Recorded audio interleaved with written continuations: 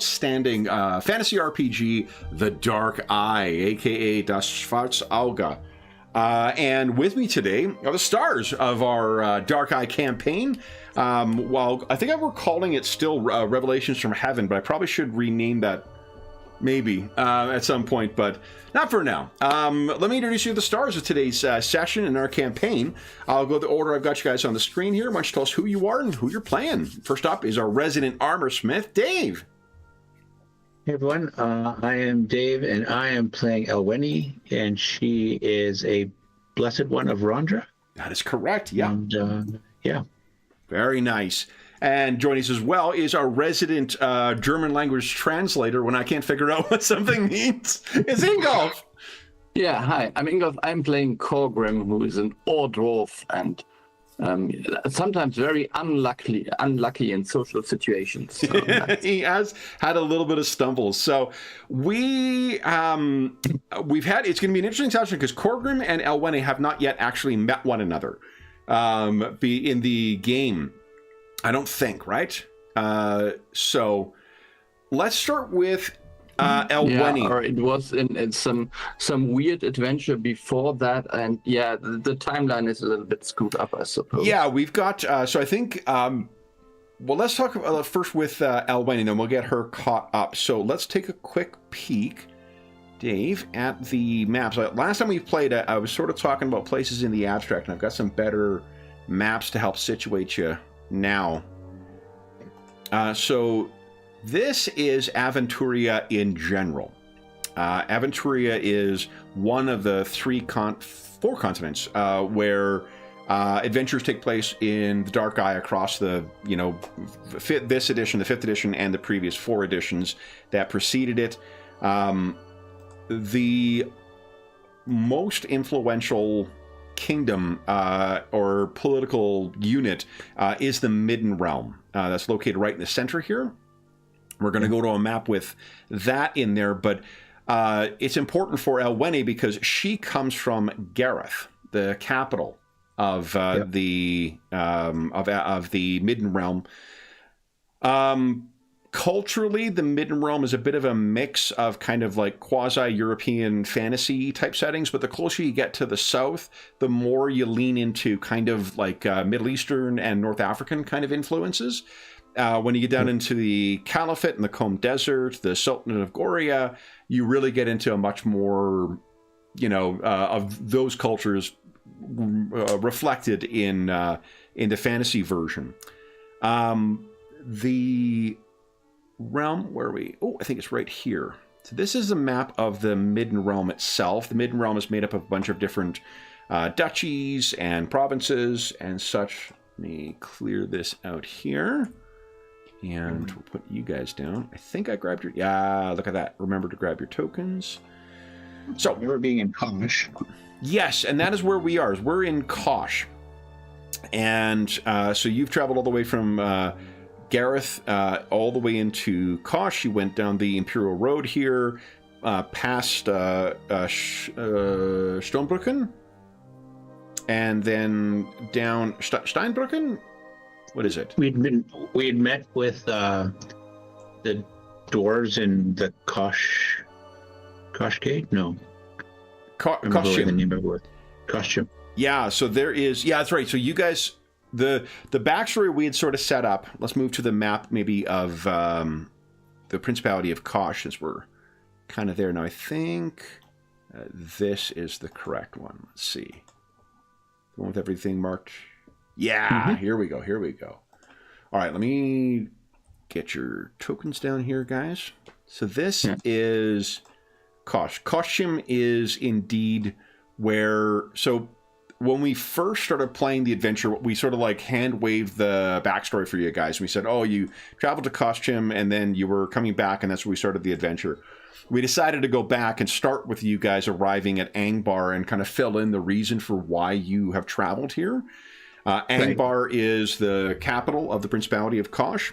And what do you remember, if anything, about the history of Kosh that we talked about?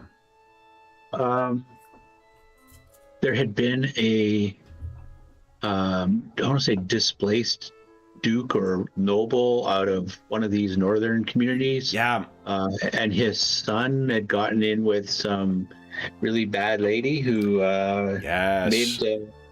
attacked someone and killed someone. I can't exactly. Yeah. And she released an ancient kind of phoenix bird. Yeah. So on the the things, Allegram, so. the one of the things that's really interesting about the Aventuria setting, so one of the things from a meta level is that the history of the setting is a product of all the adventures that have been published beforehand. So right. The adventures that people have gone through, but on top of that, there's been it's either monthly or bi-monthly product called the Aventurian Herald, which also kind of tells the story of what's happening in the world on a month by month basis. And that's been going on for 30 years now, 30 more than that probably. And what that means is that the world does have kind of a very lived in feel to it. Like you can feel like other things have happened. For those who live in the setting, what it means is that you've seen a series of wars and like massive world changing kind of wars that have left nobody, anyone who is an adventurer has had their life touched by this in some way or another. The first one was about, I think it's about 20 years or 25 years ago. I think we talked about the demon master, Bor Barad, the demon sorcerer.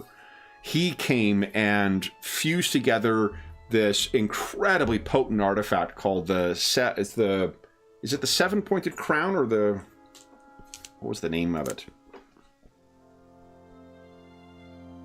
With one of his underlings that we were talking about, a woman. Yeah, well, one of his underlings. So he created this thing that had like this crown, the crown of Borbarad, that was a unbelievably powerful artifact. He used it to do all sorts of just unspeakably horrible things, like, resurrecting a chaos, biological magical weapon that was used against the gods and sent it against his enemies, changing the very landscape around him. Borbarad was defeated by the efforts of some heroes. But Borbarad had 7 lieutenants who were the Heptarchs. And when the demon crown broke, they each got a fragment of that. Each of the 7 things was in and of itself its own power. One of those Heptarchs was an undead dragon named Razazor. And in the Shadowlands or something? Yes, in the Shadowlands, correct. And Razazor is the one who tore a hole through to basically the realm of the dead and allowed countless amounts of undead to pour out. Each of the different Heptarchs represented their own kind of threat. So even though the continent was successful in defeating Borbarad, then they had to deal with the Heptarchs and their successor kingdoms. The last of those was defeated only recently. The Razazor is the one I wanted to draw your attention to because it is Carissa von Salmingen, who was a servant of Razazor. She is a Borbaradian. The Borbaradians are kind of like power, mad sorcerers or driven by power, as opposed to those who are strictly demonologists or those who are aligned with the Nameless One, the 13th god of the 12, of the 12 gods who otherwise are venerated across Aventuria, as opposed to evil fae, as opposed to corrupted elementals. So there's a bunch of different kind of bad guys that are out there, but the Heptarchs are part of this Borbaradian threat that started 30 years ago. 13 years ago, Carissa Salmingen, I believe it was after Razazor was destroyed. She, along with the son that you were talking about, the Robber Knight, she and him and a dark dwarf, they learned of, it was sort of like folk legendary or folk knowledge among the dwarves of Koschim that 4,000 or 5,000 years ago, when there was the last major conflict with the dragons, they defeated an ancient fire spirit called the Allegrim, and it was bound beneath Costume. Carissa von Salmongen and these dark dwarves and her robber knights, they broke in and they freed the Allegrim. You can see there what the Firebird was. When it was freed, it torched the northern part of Costume and would likewise have consumed Angbar in fire, would it not have been for a miracle worked by Ingerim, also known as Angrosh by the dwarves, the god of the forge. They defeated the Allegrim, and the Allegrim was once again laid to rest in his bindings in Costume. And prior to the destruction, that was what Costume looked like.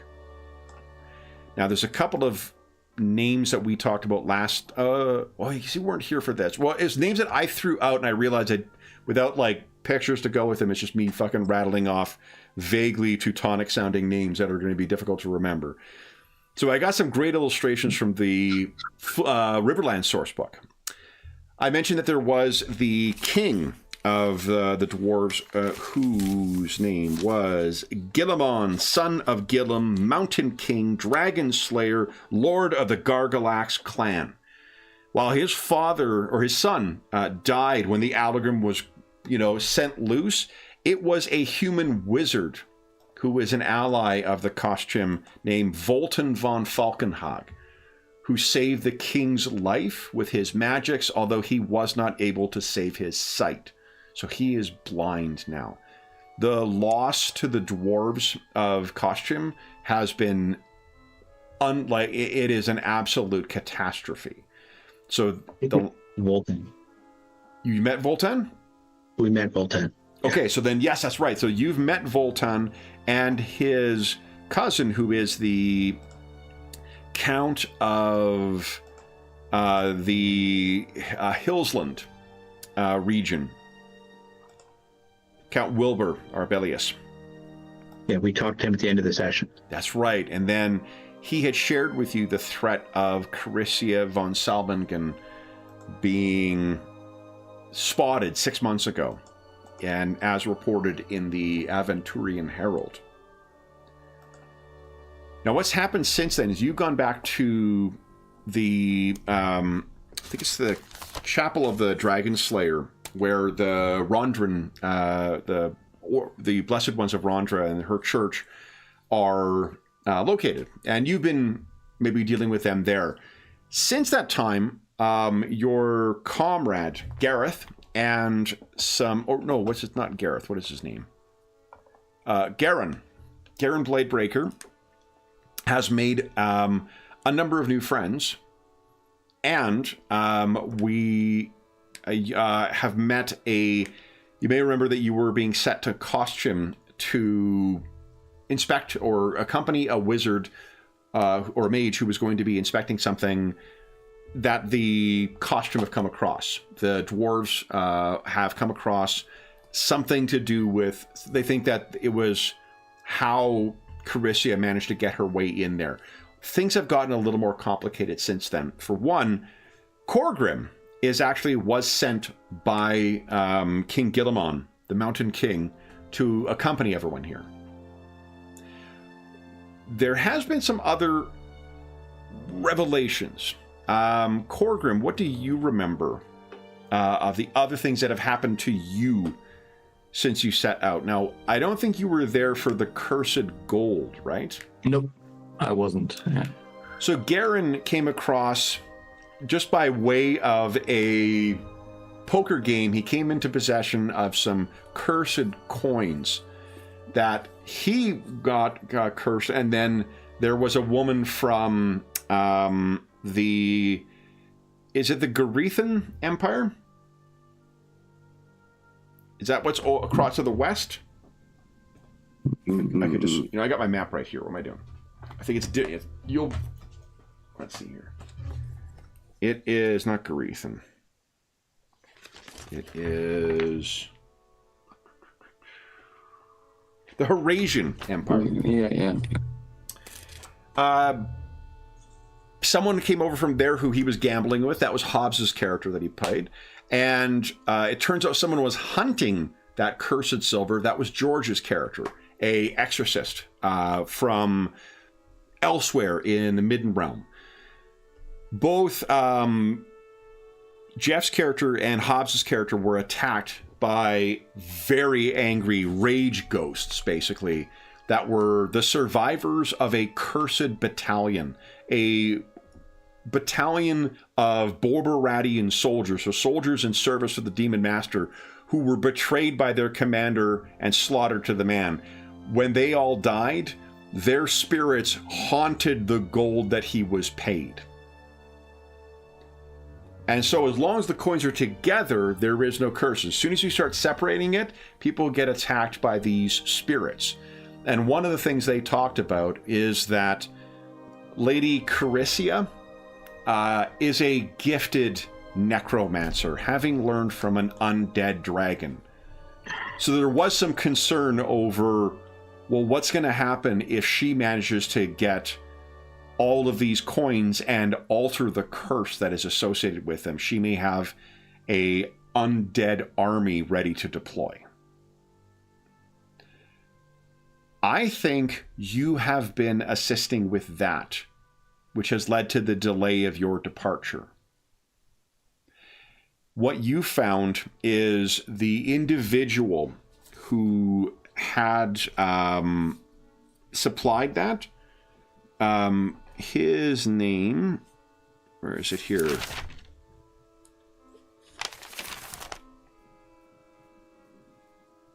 His name was Kirax, son of Agan. He was found slain. And it seems that there is someone else who matches the description of the dark dwarf that you are pursuing. He was seen leaving the scene of the crime with a bag of coins. This is one of the dark dwarves who had served the family of the robber knight who broke into costume. He was also one of the ones who led these humans in order to free the Allegrim 13 years ago. You have set out to Steinbrücken to try and catch up to your allies. You have been loaned a horse in order to catch up with everyone, and then you will just be sending it back afterwards. You are a gifted rider, so it's expected that you'll be able to catch up to Corgrim and Thalion and Garen, who were traveling on foot. Now, Corgrim, there's been some other things you have learned and you have encountered since setting out. What do you recall having happened in the last little bit? Oh, yeah. Well, I was a little bit... so we tried to travel further north, and I mean, we met, and I think Alwani was there when we met with Voltan and his cousin.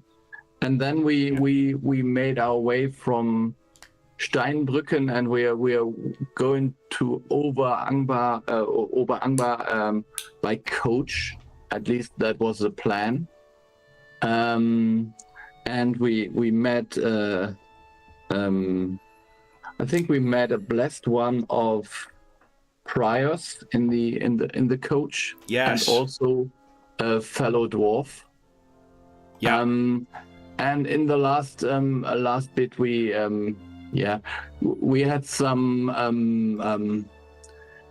discussion with the guards in Steinbrücken, and one of the guards is actually traveling with us, a female called something Hilda, whatever. She is. Let's see here. Yeah, that is in character that I don't know her name, obviously. Is it Gubara? It might be Gubara. So I tried to. So we were talking, and then by some unfortunate accident, I touched her leg, and she she misread, or I misread, or whoever misread what.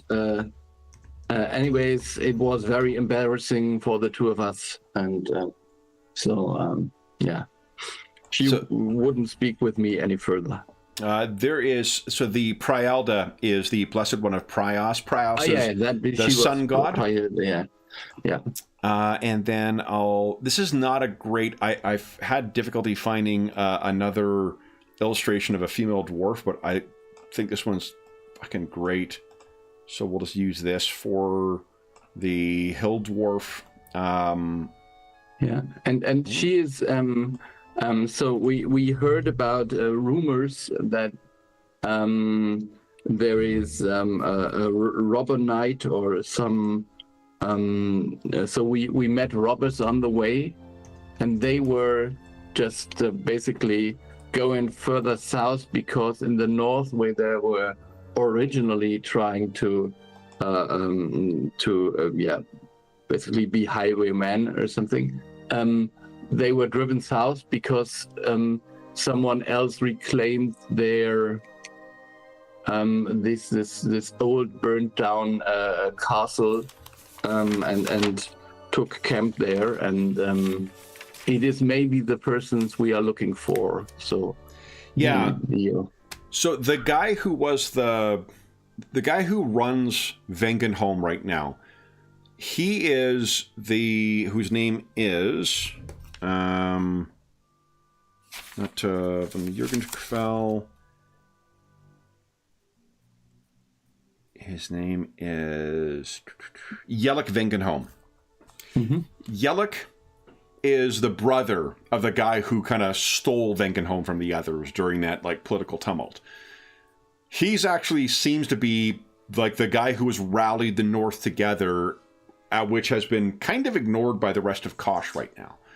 13 years since the Allegrim burned the North, and there are still orcs and bandits and all sorts of terrible shit. So he seems to become the one who is allied along.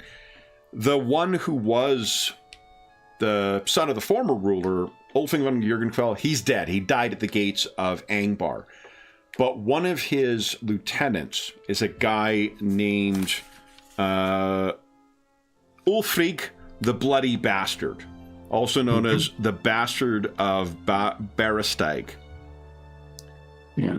He seems to have survived, because he's the one who seems to be putting people together at his old family residence of Barensteig. So there's someone who's putting together, a collection of bandits that's up here. There is, and we. Oh, go ahead. We also got somehow involved, so there's smuggling going on, and we don't know exactly where it comes from. So this Gubara was sent out to somehow infiltrate where the smuggling comes from,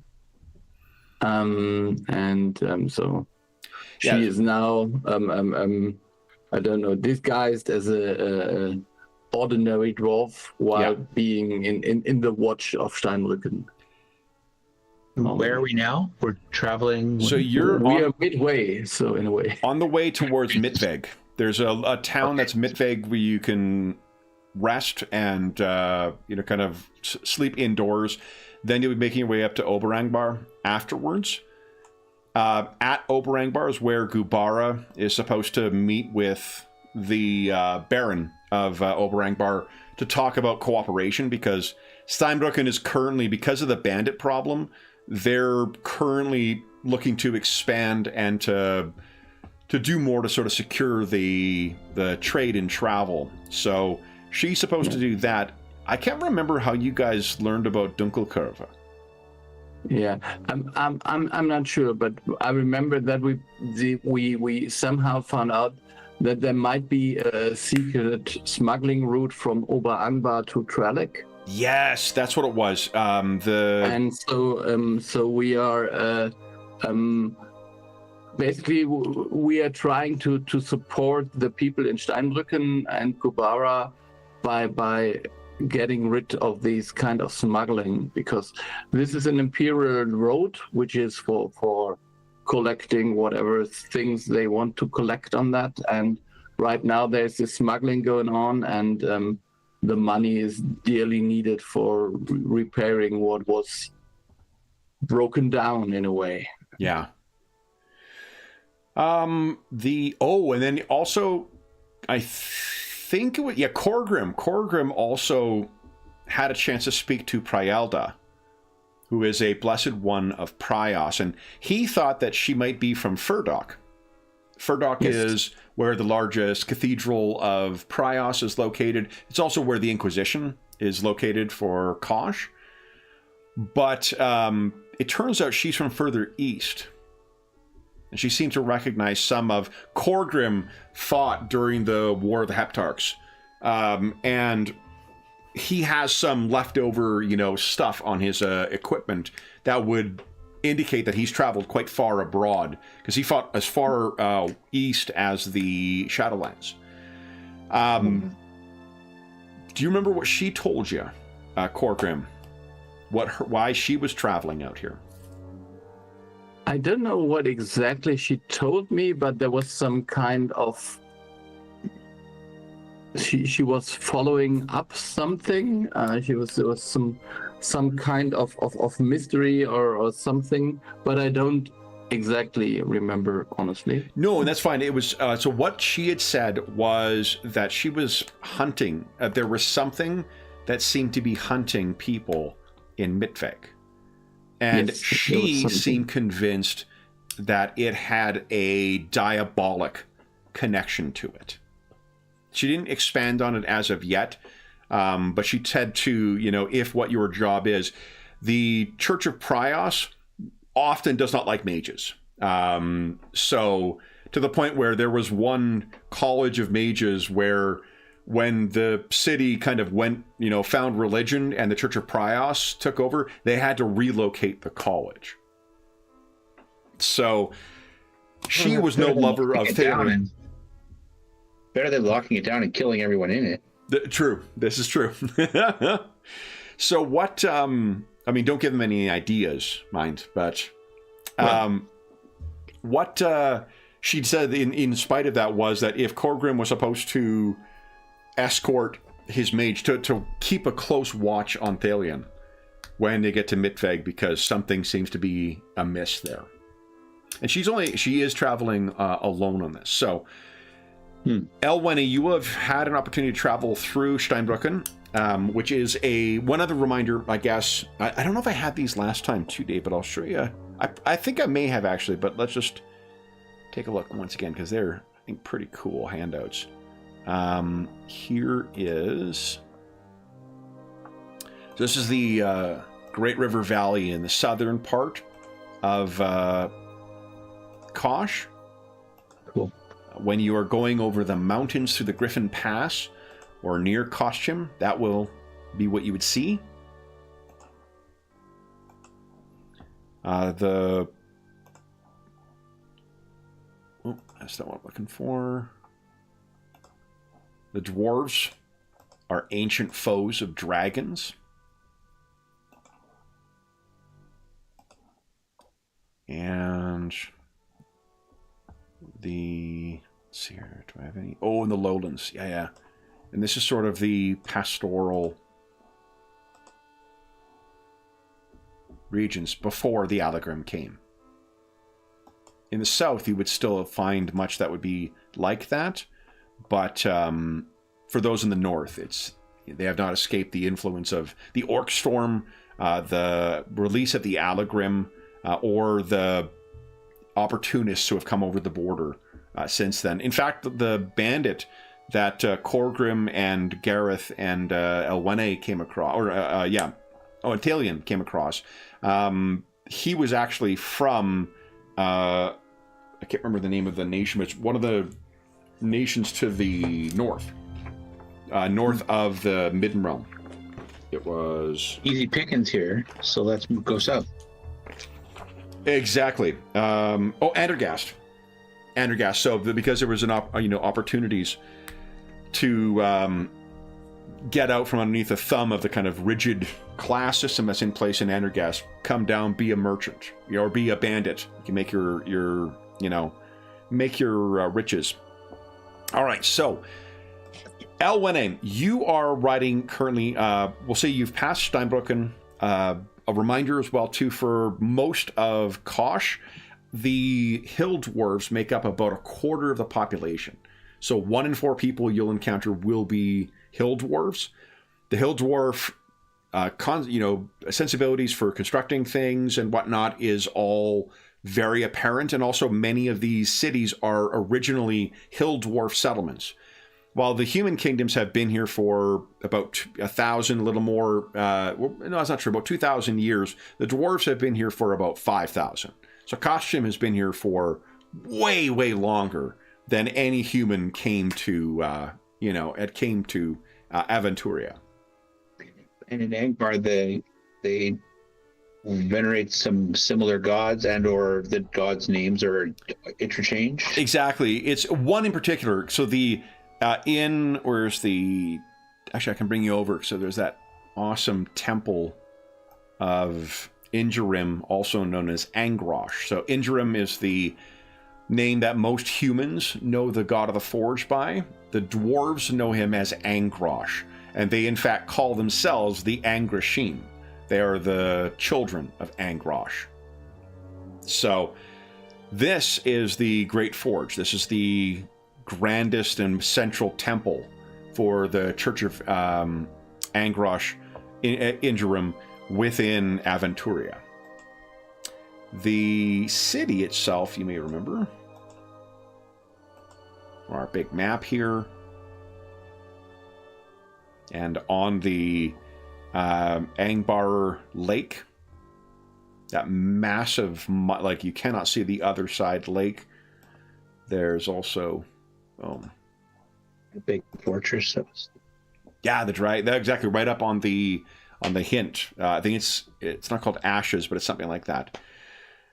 The streets of Angbar as well, but you've out on the road, so this is kind of what we were using as our reference point for this. The bandits, however, have gone. Bandit. Oh. Yeah, stock thug number 2. Yeah, we fought some bandits, and then the last session we basically saved a bandit's life for being the good persons we are. Yeah, you guys did talk. You managed to spare him the old noose because he gave some information in order to track down. Because the guys made friends with the marshal, the kind of head of the local watch in Steinbrücken, which is how they learned some of this stuff. They shared a beer with him, chatted about stuff, and they made a really good first impression. But it is, I think, we'll put ourselves back in the coach on the way to Midveg. Right now, you guys had taken your midday break. Everyone had stretched their legs. Korgrim, Gubara is in the thing with you, and if you have made eye contact with her, she has just tried to be polite about things with it. What is going on here? Yeah, I think I'm still very embarrassed and do not talk much. Yeah. Well, Gubara, that you had put your... Yeah. We there was some misunderstanding. We won't talk about it any further. And it is, and Prialda, likewise, just seems to be looking out as well. Why don't Korgrim give us a... Is your screen flicking? Yeah, mine is flicking as well. I don't know why it's doing that. Okay, I wasn't sure if so it was it's just roll me or... 20 for sure then that is screwing up here. Let me try this. Definitely the game. I'm going to move us over and then move us back. See if that fixes that. Okay, I went to a different screen. It's not flickering. Let's go back to that one.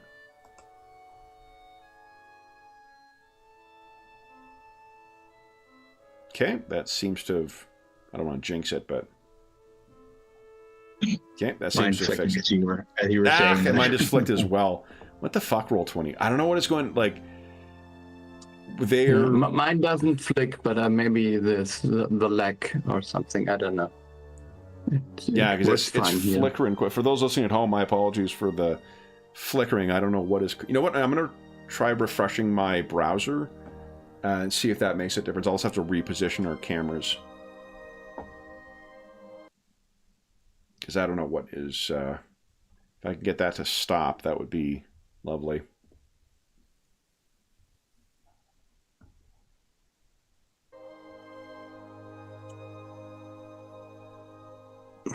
I might have to come back to the wrong camera as well.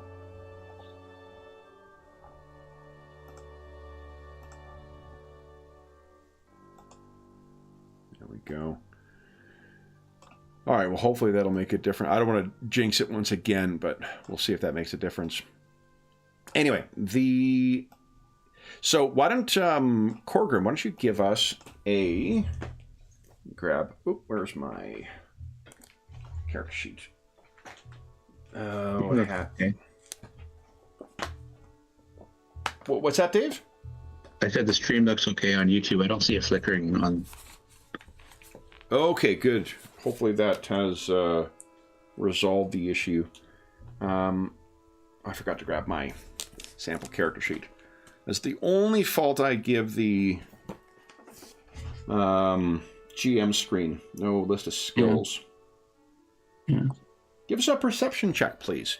I think, let's make it very easy.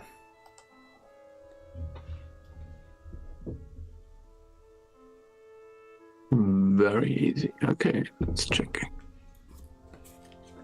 Nice. Okay.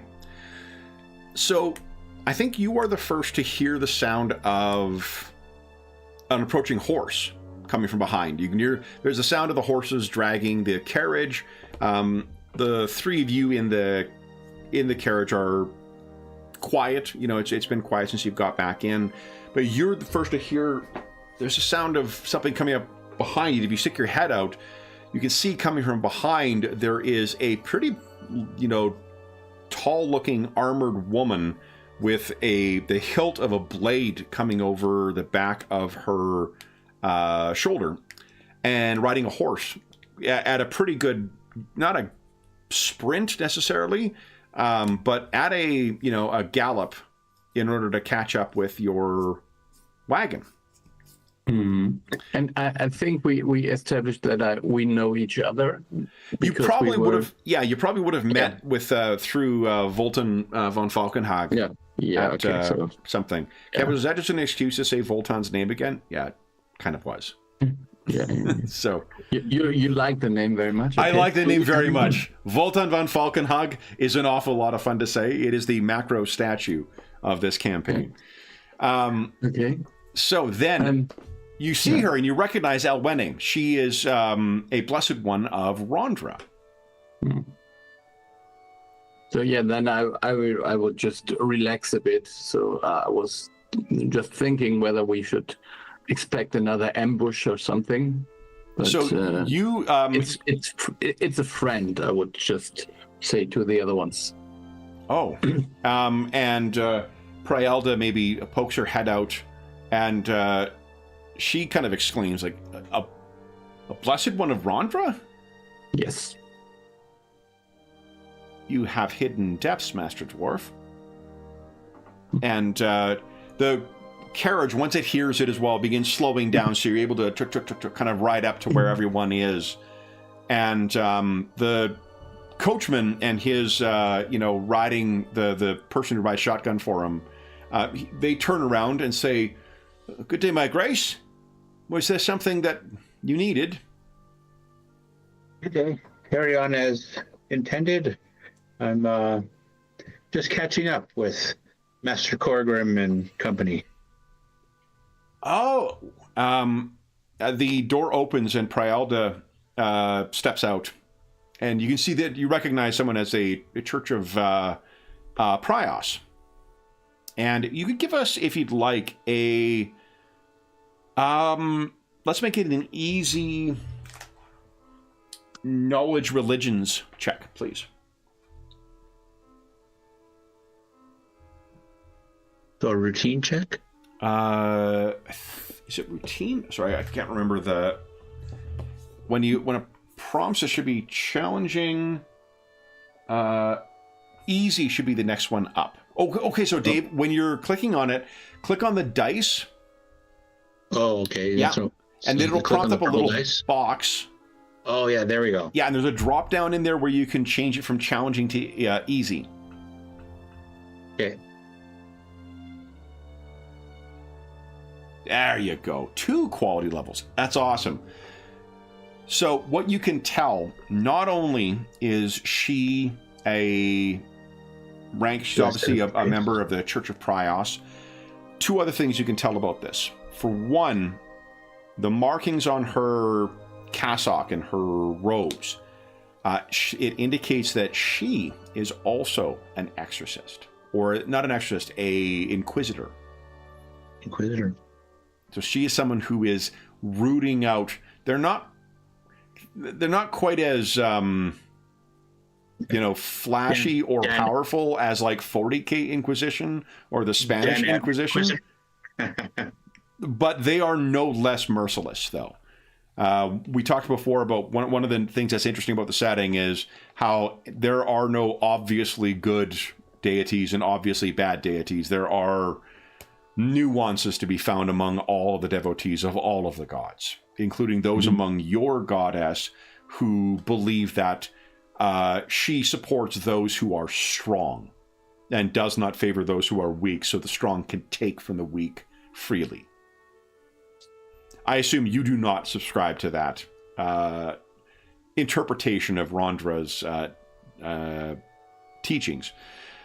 The other thing you can tell is she is definitely from the eastern end, perhaps the Shield Lands, the eastern end of the Midden Realm. Beyond Gareth? Yeah. Wow. Kind of on the border with the Shadowlands, potentially.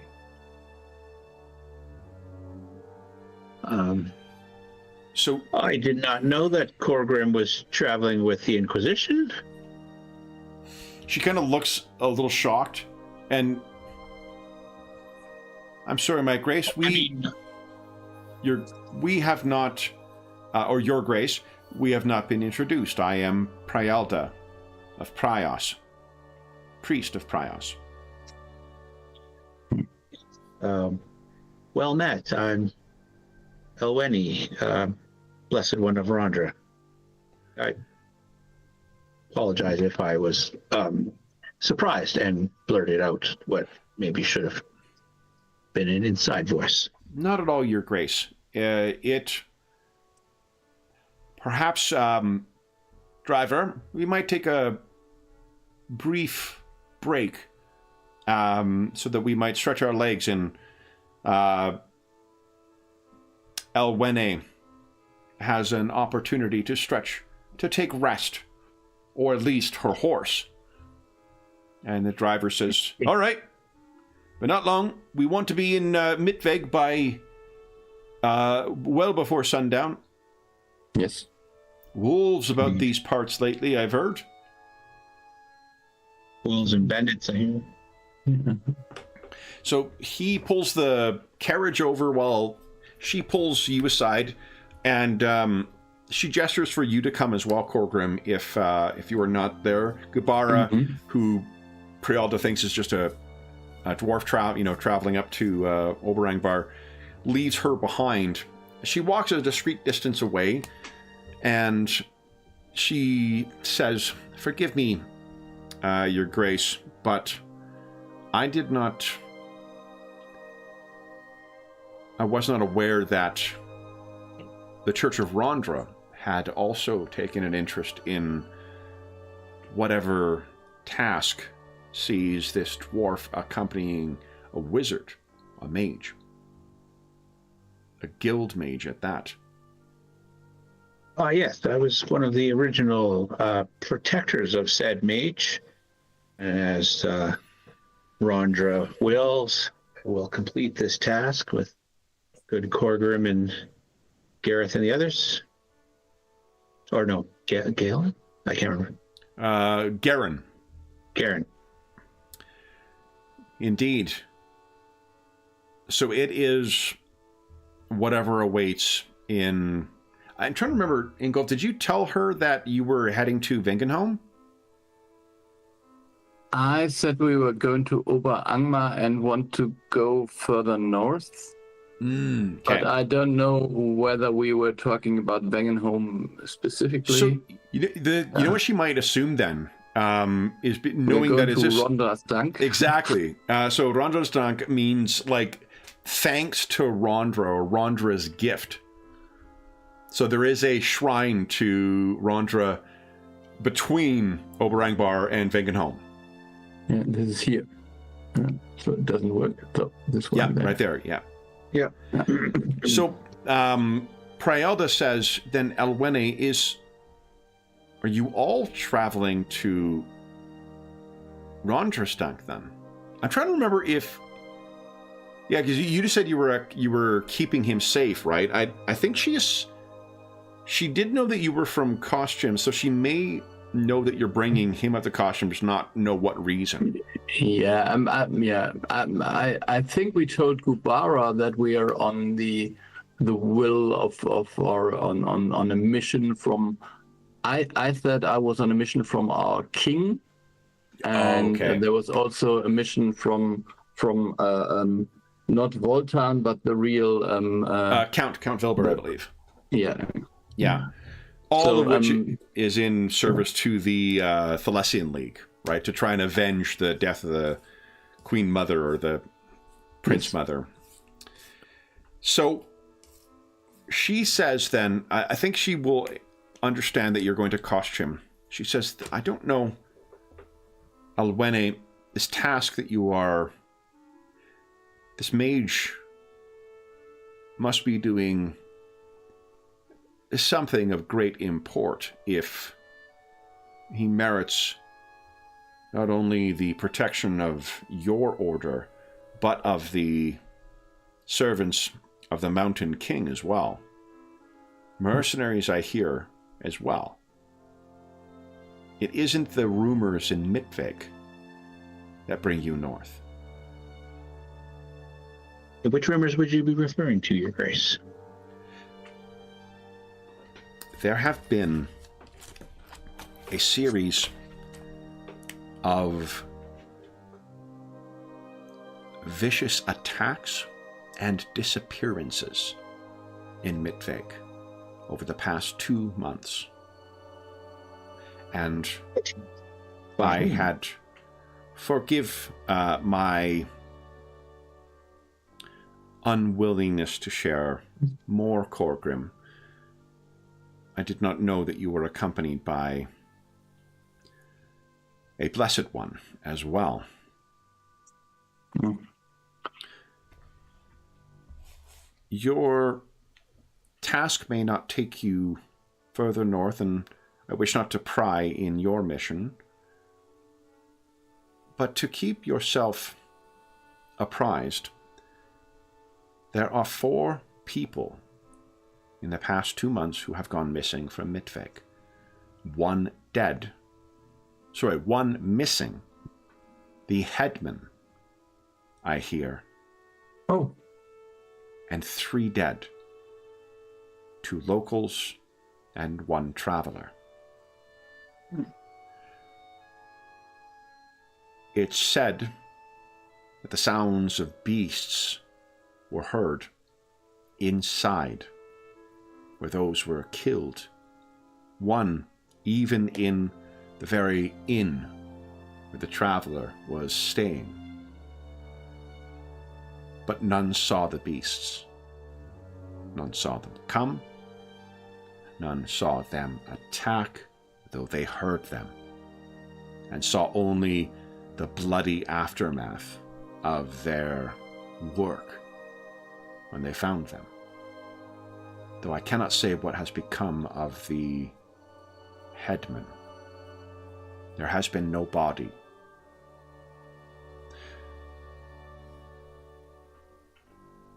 Your accent... Is this why you travel? Is this why you travel to Midvik? Indeed. To investigate, root out the cause of these horrific deeds? My role, because of my expertise and my experience, I have knowledge of some of the dark forces that would move against those who would dwell in Prios's light. And when word came describing these attacks, I knew that I must investigate. My expertise is in the investigative realm. I do not. I rely on the assistance of those in our order and those who support us to administer the rectification that may be necessary when such corruption is found. In the time since the Firebird, it's said that shadows lie deep in Kosh. And I believe that in that darkness, there are those who have turned to demons. Yeah, seems likely, I would say. Indeed. I find, Angershim, your... Oh, go ahead, Dave, sorry. I was going to say, Elwin's like, well, that doesn't bode well. I have been charged with the safety of this crew. Not sure how much assistance we might be able to offer, but we are passing through, and perhaps the light of Rondra might shine with the light of Prius. I would not turn you from your path, but it does seem that the gods have brought us together. The 12 gods have brought us together, and I will share the reason I come is to test a theory. I have encountered a creature before that could kill without being seen. Corgrim, from your accoutrement, am I correct to think that you were in the East for part of the Heptarch's War? Yes, I've heard of creatures being able to hide themselves in plain sight. So there might be some kind of demonic forces. There is a specific fiend I have in mind. In your travels in the East, did you come across Warrunk at any point? I don't remember. I was at Warrunk, an acolyte, when it fell to Borbaraz's army. I guess I would know the name maybe, but I haven't been there. Yeah, I honestly, you feel free to make up whatever you'd like for his thing. There was so many different places where you could have been fighting. It's absolutely up to you that whether you're aware of the fall of Warrunk or not. Yeah. That would be something you would... Maybe I've heard of it. Maybe I'm confusing it with something else. who knows? And it probably doesn't matter. It could also have been that you were there when it was retaken. Because after Borberad fell, it was retaken, and it is currently a rehabilitated place, although not a great place. And she says, we fell. And I served under Lord Leomar von Hotstetler. Lord Leomar was... He brought the light of Prios to the enemy. After the fall of Warunk, we made our encampment outside of Bylunk. And Bylunk is in the Shieldlands. That kind of clicks to you, Elwene, wide, like, oh, this is why she's got the markings of the Shieldlands. Is because she's from Bylunk, or at least was there. It was in Bylunk where the Black Mage Zeran, governor of Warunk and thrall to Borberad, he sent the unseen terror against Lord Leomar. I did not see it, for it could only be seen by Lord Leomar. A demon called forth by the Black Mage and set upon the Lord. A fiend only viewed by its victim. Before he died, Lord Leomar shared what he could. A black demon lion with bat-like wings and fire in its jaws.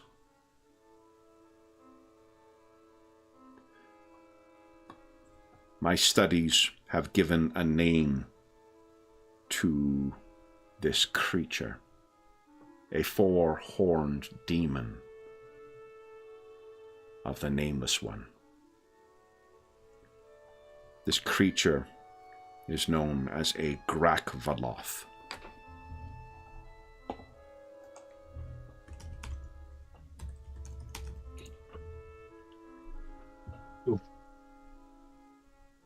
Having seen, first with Lord Leomar, and then with each of his successors, what a Grakvaloth can do, what has been described as being left behind in Mitveg by this unseen terror. These match the wounds I saw on Lord Leomar and his successors. And so, this, in the interest of you providing the best protection you can, Your Grace, to your charges, this may be what awaits us in Mitveg. There is little that can be done to thwart the wrath of a Grakvaloth. Any weaknesses? Give us a religion check at, I think, let's see here. I think easy as well. This is probably fairly well known by the Blessed Ones.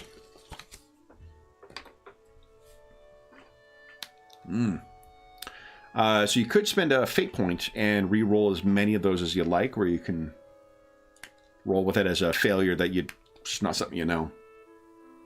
I think it's just Sure. Is it the sagacity? Yeah, your sagacity is the only one that failed there.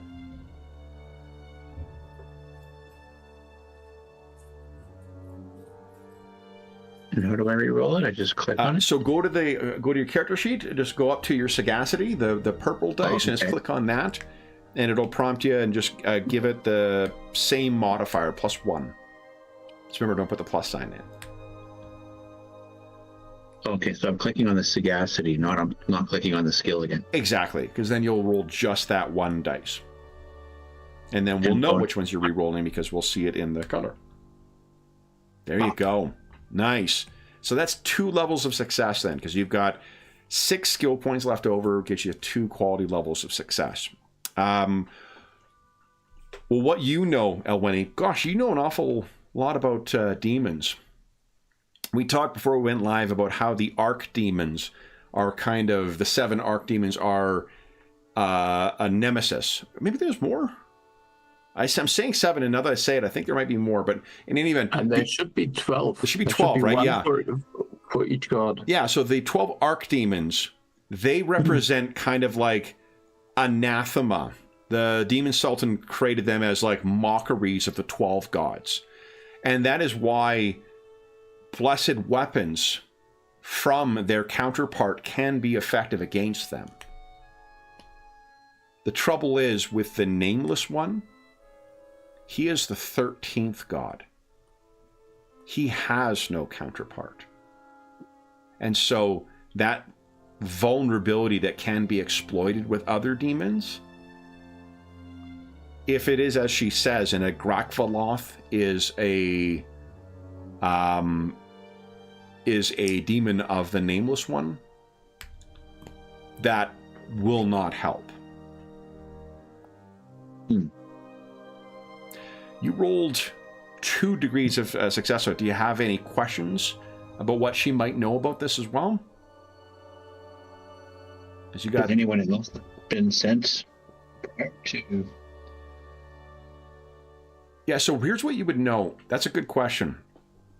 Inquisitors generally don't go out and inspect shit on their own. Like why is she not going with armed guards and other people from Prius to like hunt this thing down? Yeah. And there are those who will ally themselves. Right? She's not martially armed? Not at all. No. She is likely gifted in liturgical chants, which can be quite powerful, but she doesn't have, a inquisitorial team will have guards with them because they're not skilled in that stuff. Right. So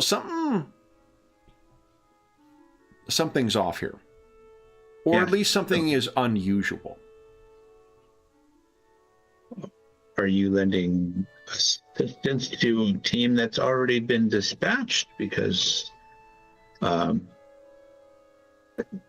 would you not have a martial component to your investigation? Why don't you guys give us a challenging empathy check, please? This will be contested, so I'm going to roll for her. Challenging empathy, huh? Yeah, that's one of my strengths. Yeah. Okay. She has failed. Actually, I made it. Weird. Okay. So, that's at 19 that turfed you there. Elwini, do you want to spend another fate point? Reroll against intuition?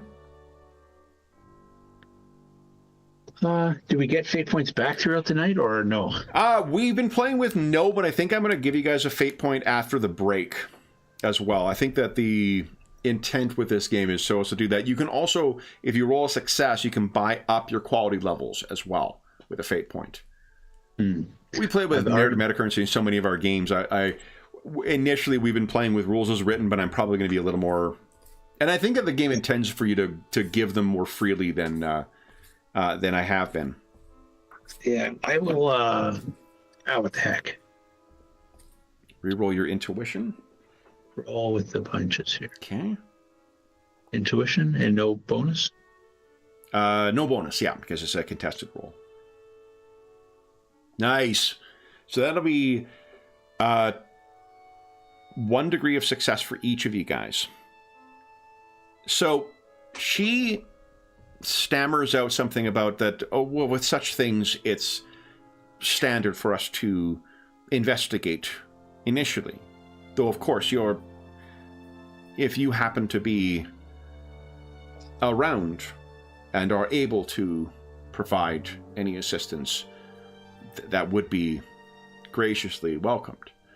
And both of you can tell, like, she really doesn't want to answer that, and she feels like a little... It's the first time you've seen her stumble with her certainty, the way that she is describing things. Like, everything she told you before does seem to be correct. Like, the way that the black mage Zeranar sent out this thing and killed her, her lord or whatever. She must have been an acolyte or a kid when all this shit happened. Because the Warunk fell about 20 years ago. But that certainty and steely confidence she had before, that is replaced by a bit of, like, mealy-mouthed excuses being offered as to why she doesn't have the accompanying soldiers that you would expect. Mm-hmm. So, first instinct is that she's out here on her own because she was told not to go, or she's, left on her own for some of her own reasons. Only because Rondra's done something like that in the past. That's her first thought. Yeah, that Elweni's done something like that in the past? Or Elweni's done something like that in the past, where she's been told not to go and she went anyways and didn't have the support that she should normally have. So maybe I did not listen carefully enough to you what you were telling us, but isn't that demon something that is hunting a specific prey normally?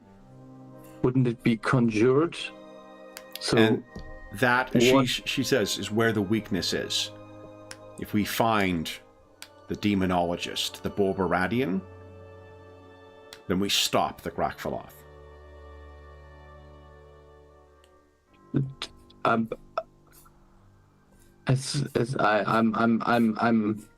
So this is, isn't this higher magic of more powerful people? I'm a little bit confused that this is happening in Midweg. It's like where this small suburb where no one expects, and the other one was a proud city in the middle of a great war, and this is now, I don't know, some remote village somewhere between two. This is recall and here, the demon master himself concealed himself in shadows for long centuries before returning. Yes. So you think there might be some plans for Midweg, okay. So, I hear we'll that see. One of the notorious sorcerers, and she says it like it's a distasteful word in her mouth, that has caused so much suffering here. She was sworn to one of the heptarchs. And I would actually, not being very, very stealthy about this, I would at that point look at Elweni so that she will notice I will look at her. So like, yes, we know. Are you referring to Clarissa by chance? And she kind of looks back and forth. Yes, we've heard that she's rumored to be in the area from time to time. And one who was capable of killing the mother of the Prince of Kosh? One who was capable of freeing the Firebird? I do not know why these people died in Midweg, but it seems certain to me there is a diabolic act involved. Maybe And it. Yeah. that if it connects to Carissa von Salmengen, it leads back to the shadow of Borberad. So it might be part of our mission as well, Alwini. I think we have to have a look. She looks at you. Your mission involves her? And she realizes she spoke a little too loudly and a little too excited than what she intended to. I'm sorry. You take up arms against this Borberadian witch as well.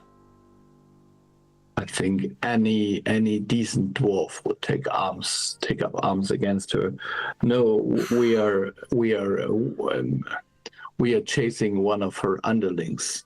Light of the sun, this is the acts of the 12 gods. Prios has lit my path to bring me to you and your mission. I'm still questioning how you got on this path, though. You have a personal reason for being here? You need not make another empathy check, but she winces at that. And she starts at you. She's like, do you accuse me? Are you suggesting that I, in the past, have gone where I was told not to go, and it did not go terribly. I did it for personal reasons. Every once in a while, a person must do what they feel is right, even if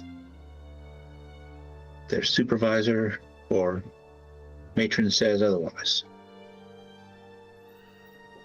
she kind of holds eyes with you, but she's definitely shorter than what you are, older than you are as well.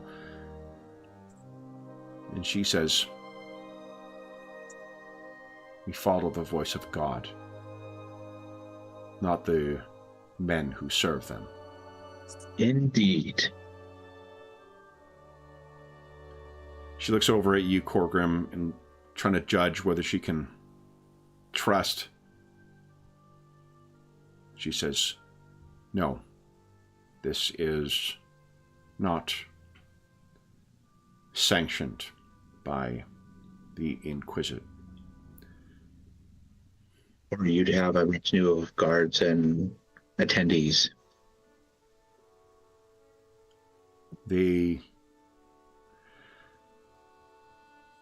My colleagues in Gareth, they think they're not convincing evidence enough to suspect many of the reservations that you expressed. They have shared as well, suggesting that only a black mage, a demonologist, a Borberadian could invoke a four-horned demon such as a Grakvaloth. But this is what we are to uncover and to explore. Ours is not to reconcile why they do such things, but to uncover them, expose them to the light of Prios, and thwart whatever plots they have. None of my colleagues were at Bylunk. None of them saw what was wrought upon Lord Leomar.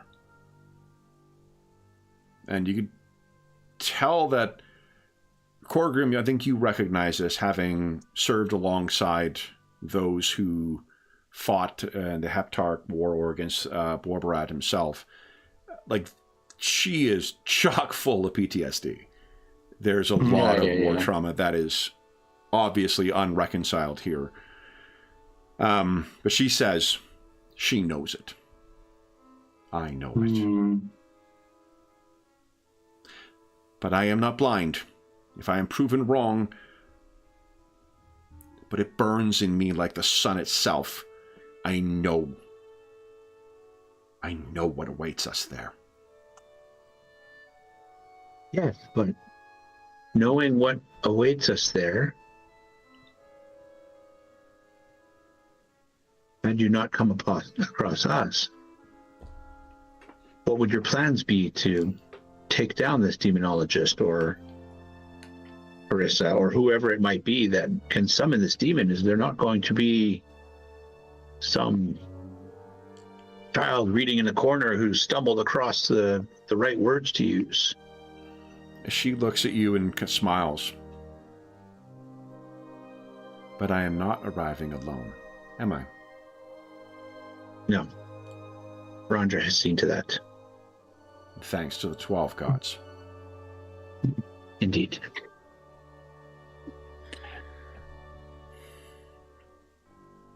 It is strange what kind of evil lies ahead on this way, like it was foretold. I mean, you might be right. There must be some intervention going on here.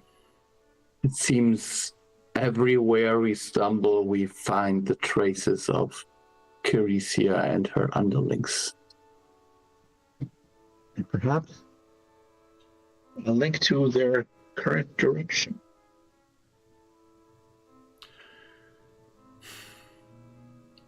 If she is active here, whatever quest takes you here to take up arms against her, with proof, I can bring the full support of the Inquisition to your task.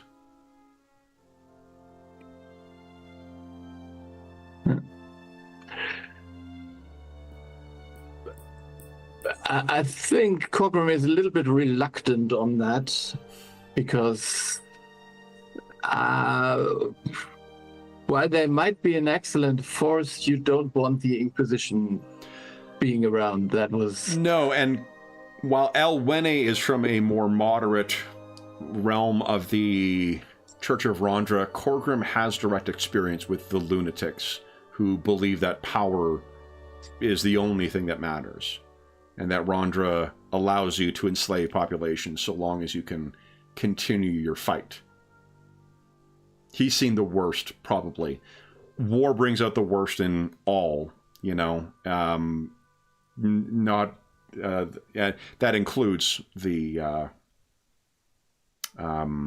Blessed Ones as well, the churches. So she says, well,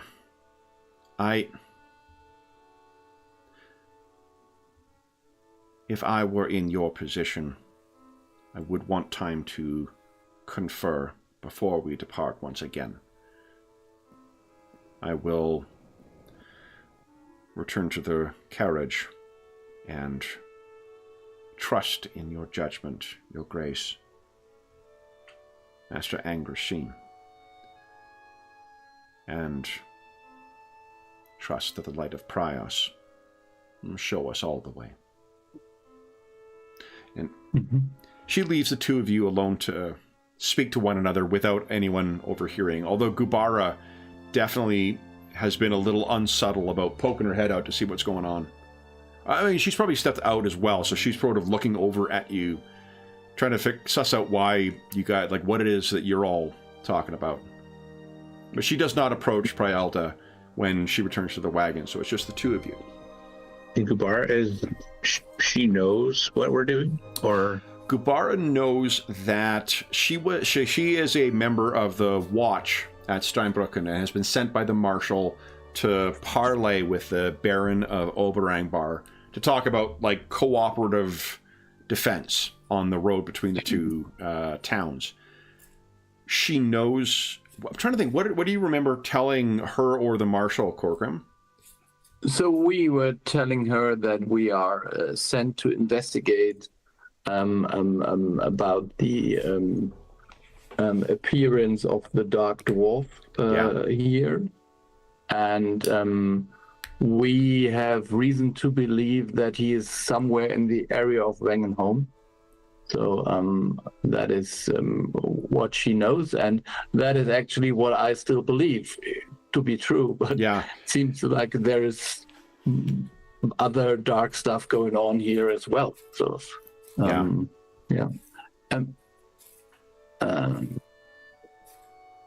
just maybe just say that it seems there's problems ahead in Midweg as well. And we're trying to take the mage to where? Eventually to Costume. Eventually to Costume. The way to get to Costume will be to make your way to Wangenholm, and then eventually in Costume. But the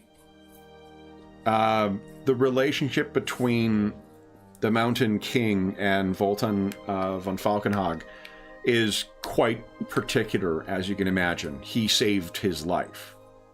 Yeah. Right. And so the mage is Thalion? It's one of our characters? No, the mage is Thalion. Yeah, it's John's character.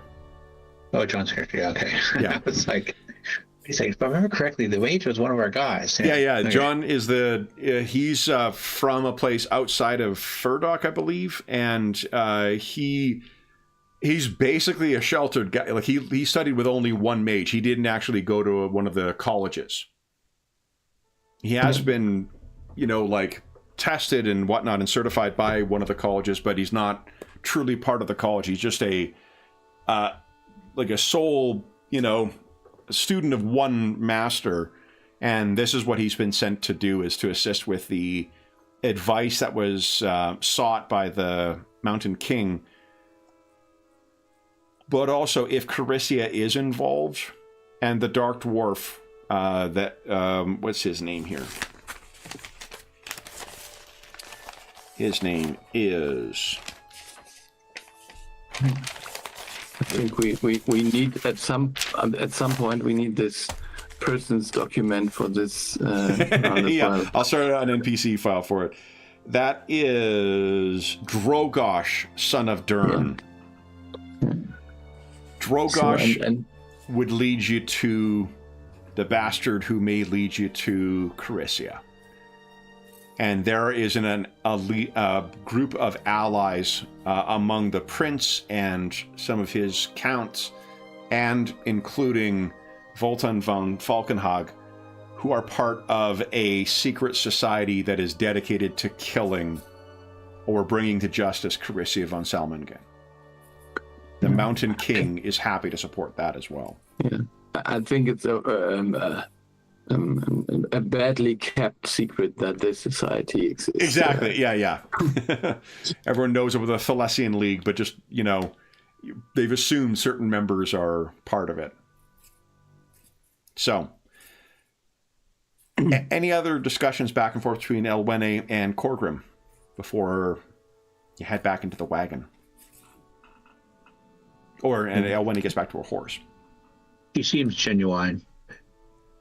I hope we be able to aid in this particular situation.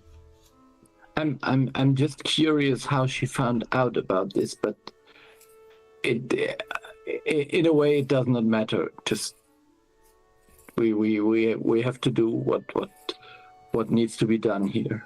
If the headman of Midweg went missing, that would be the kind of thing that would make its way back to Steinbrücken or to Oberangbar. Like whoever has authority over Midweg, they would hear about that, and a mayor effectively going missing, and then also some gruesome mystical murders.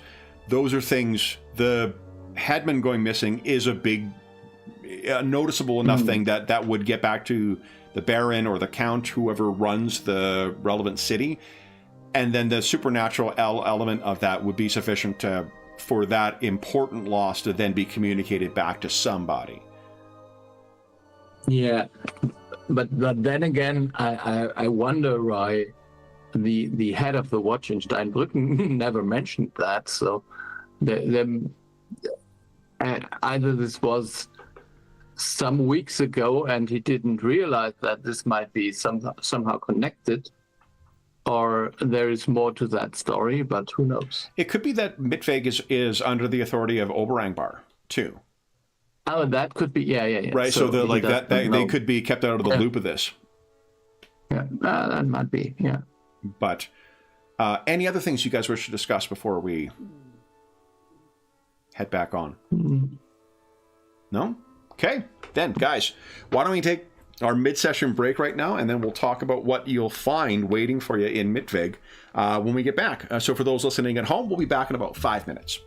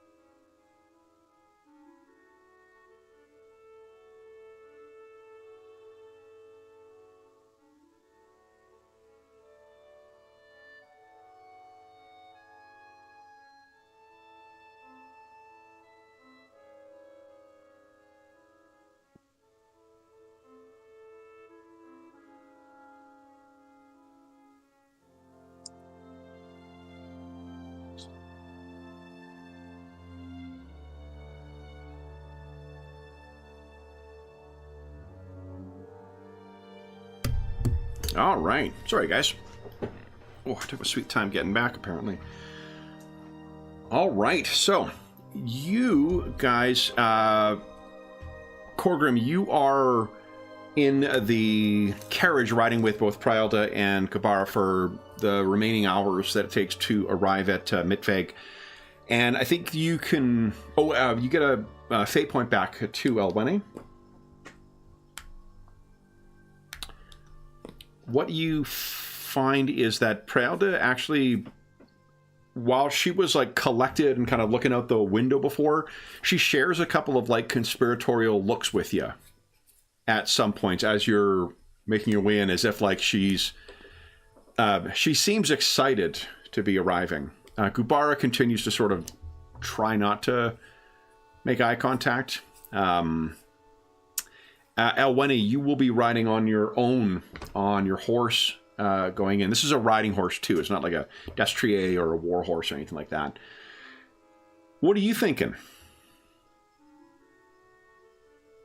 Who is you? Me? Oh, sorry, Elwene. Because she's sort of has finally met up with the two of you and has found the circumstances are a little different than perhaps what she was expecting. Well, there's certainly people in need here, and it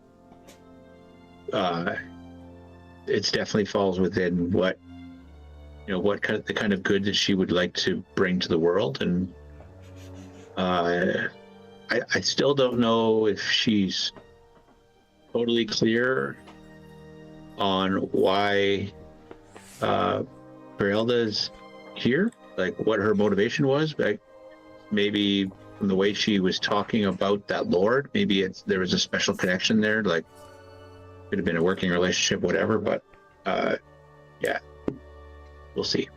But yeah, it's not as expected, but seems to be the way of the world. Well, I'll tell you too. Let me quickly bring you to, at the risk of having another flashing screen, I guess. Let me bring you over to the map, so just so you have an idea of how far away this is. Like the Warunk, I believe, is right. Like, oh, let me zoom in. Can I read it on this map? Oh, I can. So Warunk is, I didn't mean to get the initiative tracker up. Warunk's way over here, and Bailunk is right there. Mm-hmm. You guys are over here right now. So she's come long way. Like Corgrim has traveled that distance since, the time of the Heptarchs. The Shadowlands, that is where that ancient, thing from myth that I mentioned, Borbarad raising, it walked there, which led to corruption there, and then it was finally Razazor who smashed through to the world of the dead and allowed them to spill out. But yeah, that she would have traveled from Bailunk all the way to Gareth, or perhaps she sailed down to Paracum, and then through to Gareth, and then done. Paracum, the College of Wizards that is located there. Paracum specializes in exorcists. George's character, the exorcist, is from Paracum. Mm-hmm. Mm-hmm. So that will just give you an idea of how far, how far away this stuff happened. And also like how far of a reach the legacy of Borbarad really is. So then, when you guys arrive, you'll find that Mitveg is not really it's probably got about maybe 40 buildings in it, sort of a little bit further back from the road. There isn't there is a fence that's around part of the thing, but it's not like a palisade that surrounds it. And as you guys are, get my Bailey number one favorite product out. is the Aventurisha Namen. Just a book of Aventurian names. You arrive, and what you find is in this town in Mitveg, while there is some businesses and so forth, there is a farrier, there is a livery for where the coachmen will check themselves in, but Corgrim, you would be aware of this just because you've passed by here a number of times. There's a tavern here called the Tusk, and there is an inn called the Forest Rest. There is... I don't know if you know the sheriff. You would know that there would be a sheriff here instead of a town watch. Yeah. And that's about it. Unless, why don't you give us either knowledge geography or knowledge history check there, Corgrim. So Corgrim, yours will be at easy. Elwenny, you can do the same thing with either of those skills. Yours will be at challenging. It's because you're not from here. You're from Gareth. I was on the wrong page. What skills? Oh, sorry. Knowledge, either history or geography. Geography, history. I'll try history at challenging. At challenging for you, please, yeah. Ah, nice, Corgrim. Okay. Unsurprisingly, you're not from here, so... Now, Corgrim, one thing that you know of is... So there is also a...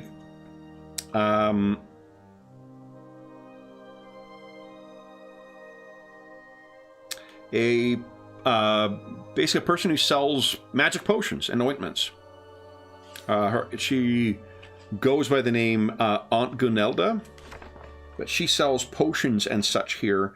And what you've heard rumors of is that Aunt Gunelda has some kind of connection to a coven of witches that live... That would be helpful, yeah. That live in the nearby forest.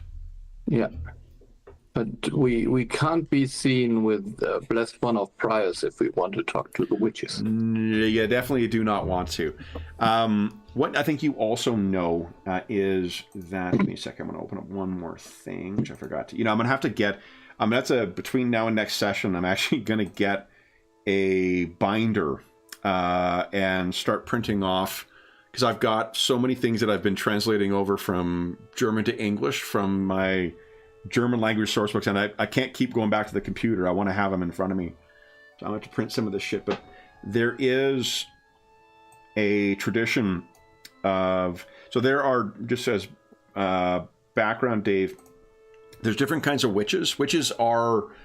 magicians, just like mages or like some of the elf, like spell singers and spell workers and stuff like that, spell weavers. They obviously work their magic differently. They're not quite priests because they don't, while they venerate a god and goddess, depending on what sort of type of witch they are, their magic is really truly magic, like a mage's magic.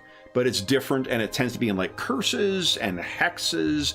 They also know often certain how to brew, a variety of alchemy that is different from what the mages would learn in a college.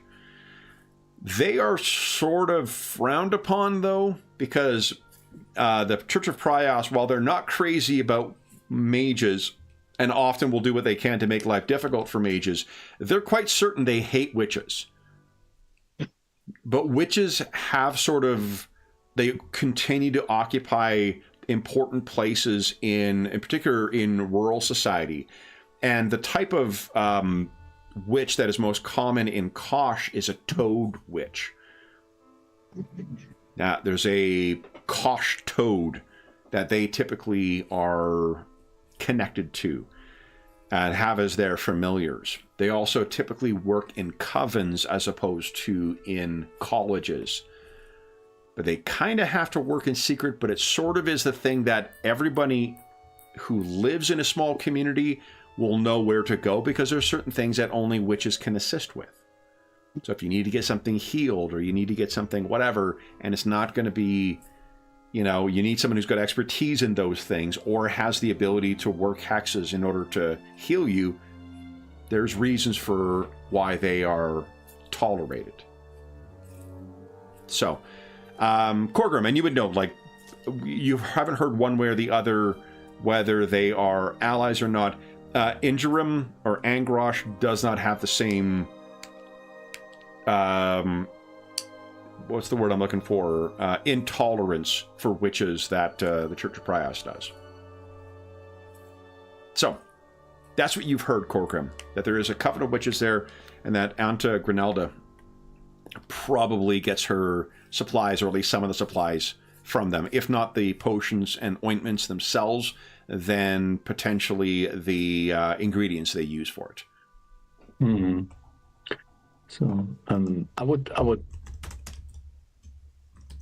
tell Elwini that I might know someone we could try to get some information from, but I can't go there with you or with Brahilde.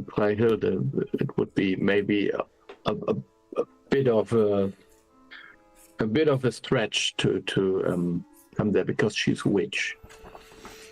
I think as well, Corgrim, because you, I think, would have traveled through here with your half-elf companion that Yes. Darren played. I think you probably also, and you rolled pretty well on that check, you'll know that it is a... He must be a dwarf. No, he's not son of. It's a human named Baldur, who is the village sheriff. Okay. Older guy, overweight. Here we go. Yeah. But you likely, just because... I can't remember what his character's name was. Offhand. Let's see her characters. He's always seen close to the gate, this Baldur guy. Carolan. Carolan Calavanti. You did definitely have to keep your eye on him, and that is perhaps how you came to know Baldur when you passed through here. Yeah, okay. So maybe he could talk to the sheriff? Elwini? Yeah, I certainly could. I think Prialdo would, if a new headman hasn't been appointed in the intervening time, then the sheriff probably is serving as kind of the de facto headman at this point. Yeah. So Prialda probably is going to talk to him as well, if you want to accompany her. I think that would be appropriate. Okay. So you guys are arriving, and as you're, disembarking, and Prialda's grabbing her things, Gubara kind of gives you a look, Corgrim, of like, we'll speak later kind of look, and she heads in the direction of the Forest Rest.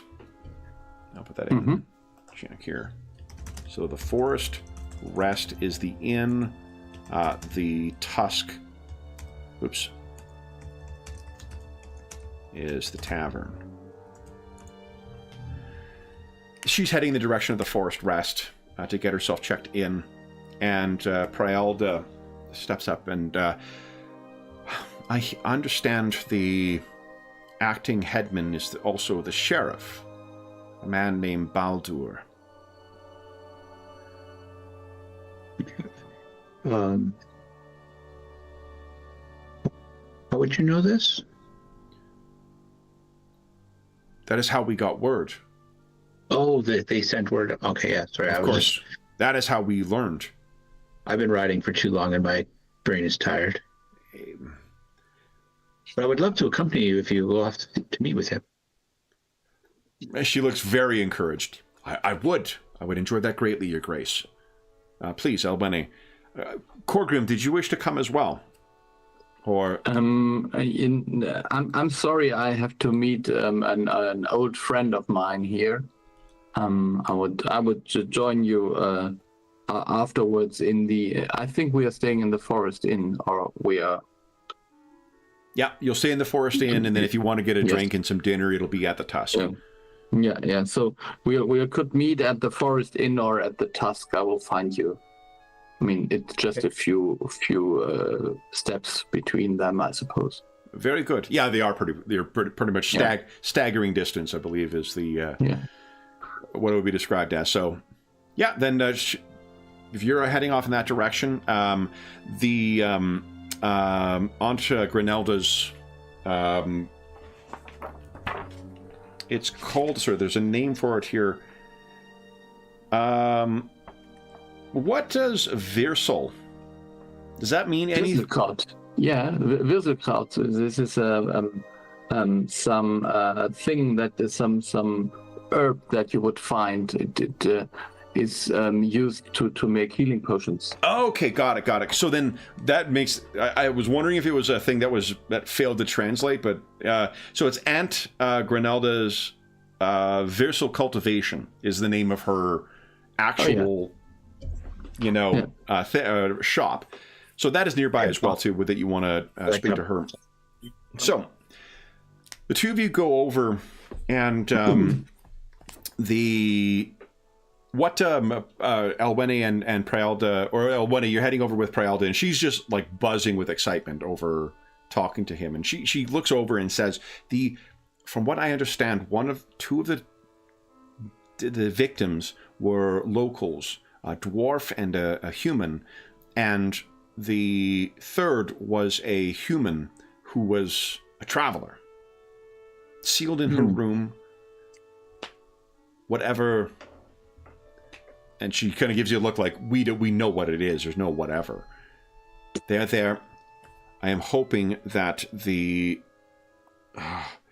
sheriff had the wherewithal to keep the travelers' belongings, if not with him, then with the innkeeper. Mm-hmm. Make your way over to what would be kind of there's a marking of kind of where the sheriff, I guess, would be located. She knocks on the door. There is a long wait of about 5 minutes where you can hear someone inside talking the entire time. And at long last, the door opens, and what you find is about 51, 52-year-old man. Fat and with a little bit of like a jerkin on. He has Doing this. And you're like, fat. I'm like, oh. And he has a sword sort of strapped loosely to his side. He opens the door. Your Grace, your Grace, and he tries to sort of do his jerkin up a bit.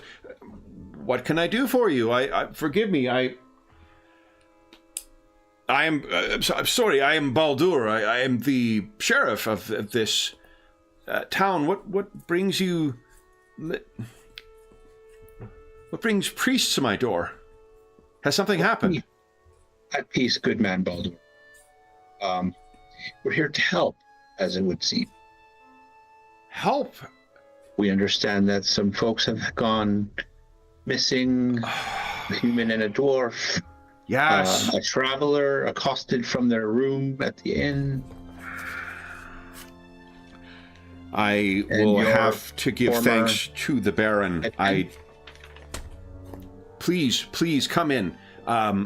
Such dark things are not best discussed inside, not when the sun is setting. I'm sorry, Your Grace. Your Grace, I did not. I'm Elwene, blessed of Rwanda. And I am Prialda of the Inquisition. And he kind of looks at between the two of you. Oh. He brings you in. He offers you drinks and food, if you would take it. nothing extravagant, but he is trying to make you welcome as much as he can. One thing you have not, you perhaps have been struck by, you have yet to have a bad pint of beer since arriving in Kosh. Truly, even the stuff that you get at home that it's still, it wouldn't be that, no, you know what it would be? They wouldn't be serving beer at home. They'd be serving the schnapps. Warm you after such a long ride. So he says, basically, so here's the headman. His name was Aborius.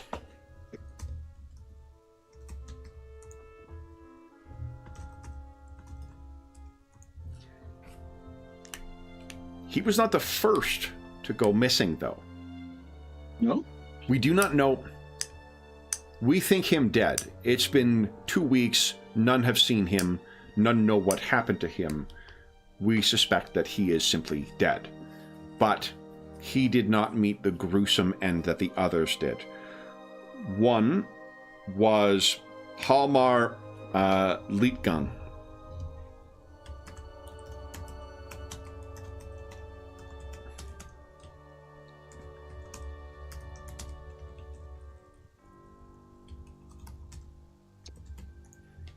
Halmar was a woodsman.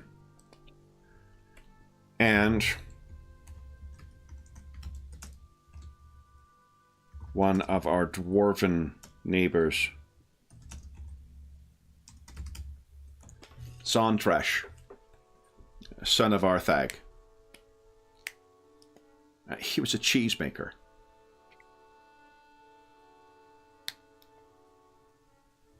Both. We have, since the winter passed, in the past 3 months, we have heard wolves. In the winter, it is not unusual for forest wolves to make themselves known in the forests, but they seem to have persisted into the summer and continue to bedevil us, and it is as if wolves, some terrible sized wolves, appeared and killed poor Halmar and Zondresh. Both were torn apart in their beds in the dead of night. And you're certain it was wolves? How did they get in? That is why we sent word to Oberangbar. So it's an assumption then, based on the injuries, I would presume? When you live so close to the woods, you come to learn what a wolf bite looks like.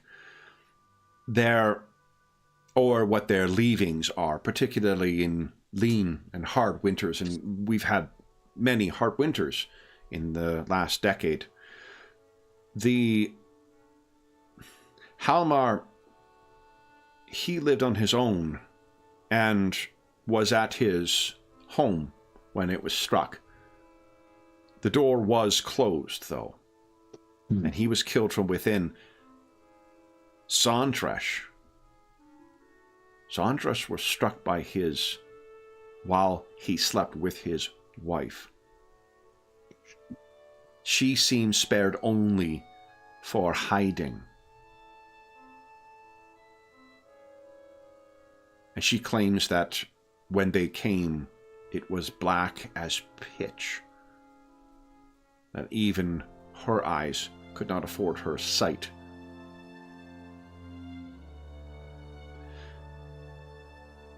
As an aside, Kevin, do dwarves in this game have any kind of dark vision or whatever? Yeah, they do. So mechanically, one of the neat things about the game is you sort of get suggested traits for your species, but you can choose not to buy them if you don't want to. Okay. There are things that are like, it's pretty typical for you to have this, and they give you things that are rare. But yeah, like I think Corgrim, I think you've got night vision, don't you? Yeah. Yeah. A low light vision or something like that. Yeah. But it's not something that every dwarf has.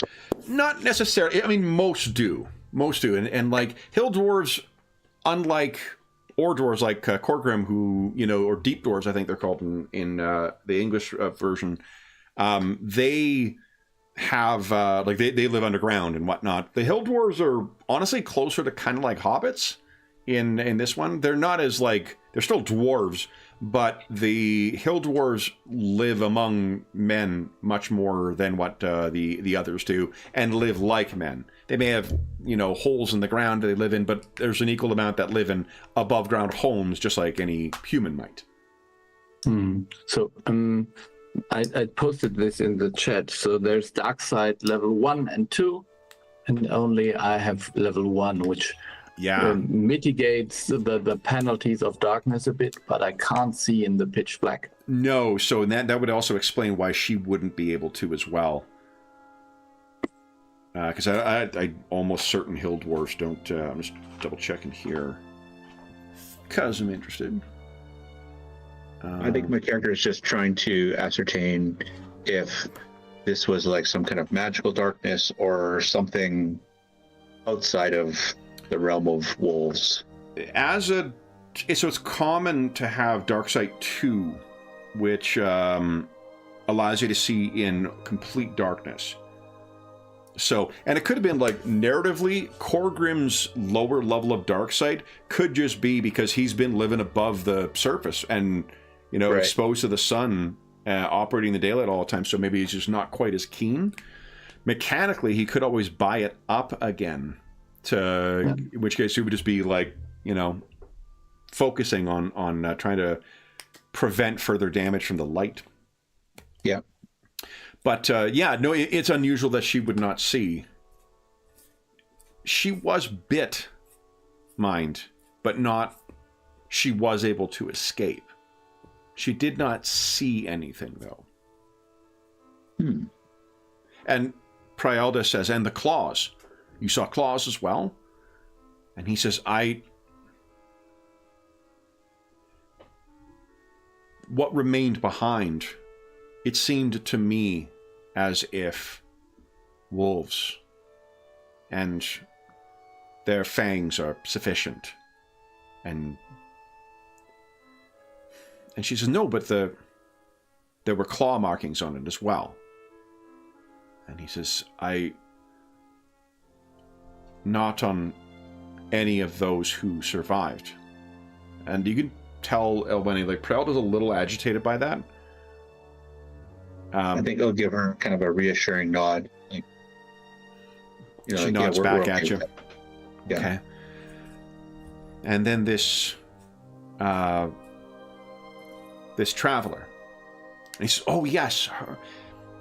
She was in the forest rest, in her room, when the wolves came. There was a merchant from Rondrastrak who stayed in the room over, and he said it seemed as if a kennel was unleashed within. The sound of wolves snapping jaws. And has the inn cleaned up the mess? The belongings of the victim, where would they go?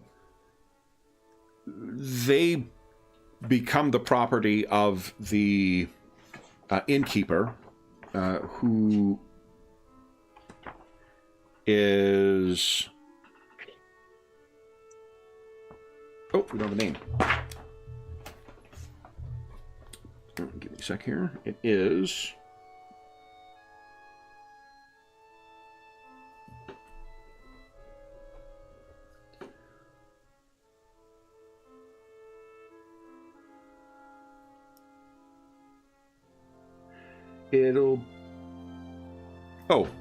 Maula Diegler.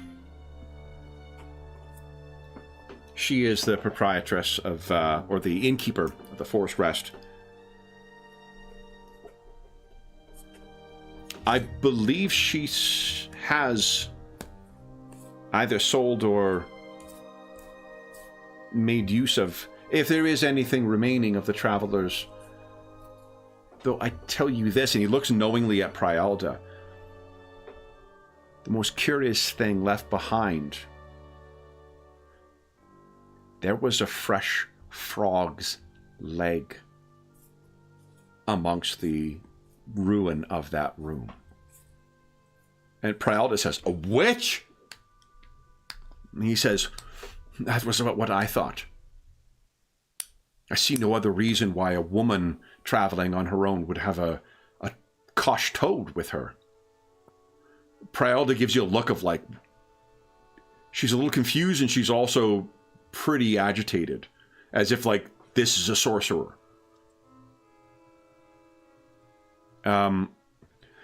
If there is anything that you can tell Maula that I said that you should look at what is there. And Prialda says, "We will." Yeah, we certainly will. And about the timeline for all of these things, mysterious disappearances and ghastly killings, were they spaced out over a certain length of time? Were they all at the same couple of days? They occurred roughly every 5 days. No, 2 weeks. The first was Halmar, then Sandresh, then Eborius went missing, and then seemingly this witch. That was only 2 weeks ago. There is no... You think there's a cycle to this? Just trying to understand the situation is all. We have all taken care to many sleep with... the oil stocks are quite short by the end of the winter. We restock when we can, normally before the next winter comes, but I believe everyone in town has been burning through much of their oil supplies to keep lanterns lit all night. When Xandris's widow spoke of the darkness, it is the best we... Sometimes the best way to make the night more... a little extra light. Prialda says, "Indeed, the light banishes all darkness." And he says, "Indeed. Do you think that... Does any of this help? Can you find what is causing this?" I think we'd like to look at Palmar and Xandrish's abodes briefly, and perhaps investigate the inn, and then perhaps out into the forest if these wolves are as dangerous as they seem. Perhaps there's something driving them. This is the thing. There are those among us who... I have not the skill for hunters, I know. Not to the same, but there are those who know how to track wolves or other predators. Bears are not uncommon in these woods.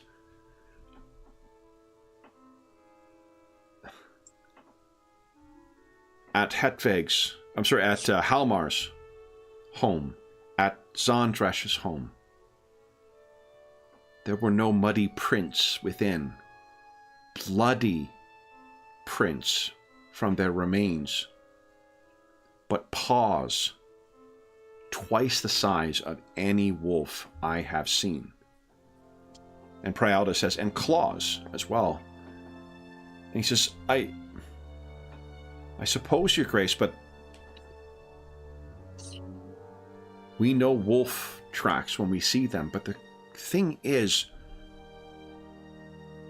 while we found similar oversized paw prints, tracks near their homes, they did not get within 20 paces. As if somehow crossing the intervening distance. And Prialda says, as if borne on wings. And he says, perhaps, Your Grace, perhaps. Prialda looks at you like, Give her a nod, but also, let's keep that detail to ourselves. well, We'll find the source of the wolves and do our best to bring peace back to this poor town. that would be greatly praise to the Lightbringer and the Lightning Lady, the Storm Lady. Yes. If there's anything else you require of me, I am happy to assist. You, Maula, tell her that I sent you, and she will give you access to whatever she has remaining from that poor woman. And Prialda kind of, as he's saying that, says she was a witch.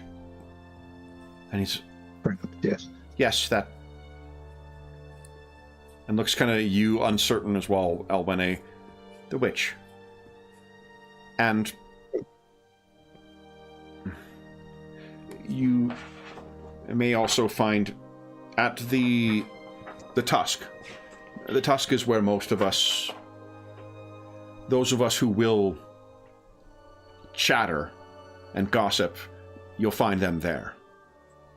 I will be there later this evening as well, and should you require introductions or prefer an introduction of a local, I am happy to provide them, though I think you will find our people are welcoming and would be grateful for the assistance that you can provide.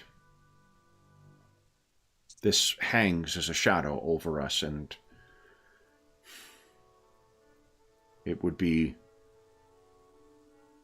better for all if we saw this to an end.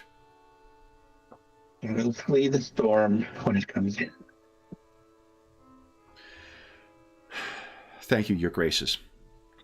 And Prialda looks at you like as if to ask, like, any more questions? And when he just takes a quick sip of her drink, puts it down and nods and gets up to leave. Okay, so Prialda does as well, and she walks out with you. And as she's walking away, she looks over at you and she says, "A witch and a flying creature." Perhaps. Though if the witch is being struck, perhaps a war among their kind? Perhaps an innocent trap. And someone put the frog there. Or maybe there's another reason for it.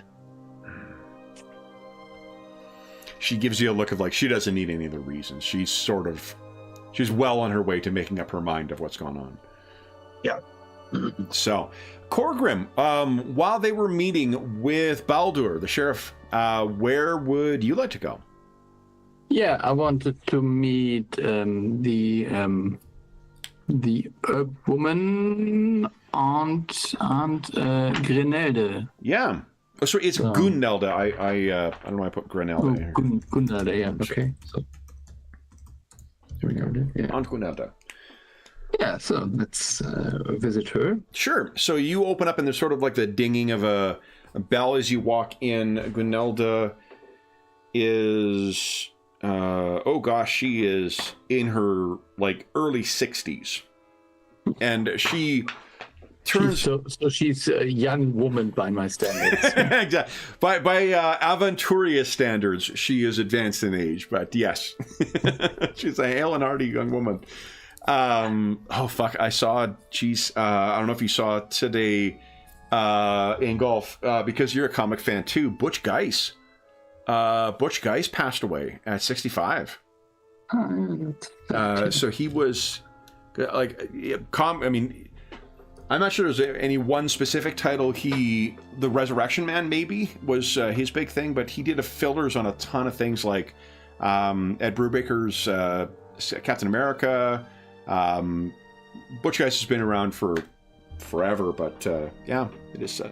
He passed away either yesterday or the day before.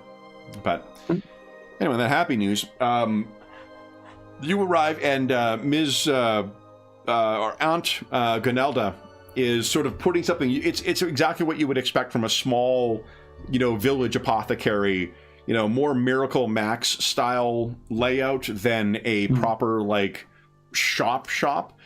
And she turns and she says, "I am almost ready to close it." Oh, forgive me, Master Dwarf. She is human. Yeah. What can I assist you with? Yours is a face that I do not find familiar, which tells me you have come from the road. Yeah, my name is Corgrim. I have visited this village quite a few times. Oh. Yes. My apologies if my memory has betrayed my manners. I do not recall us meeting before. Yeah.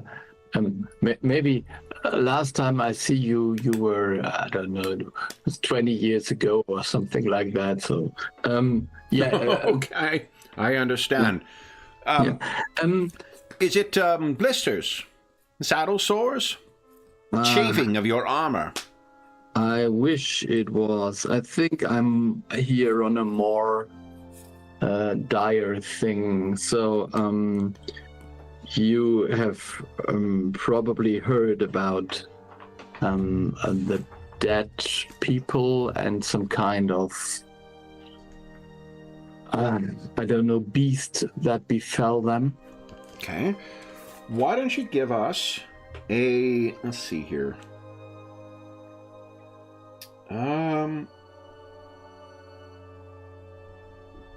Like, you're not fast talking her. Nope. I think it's probably persuasion.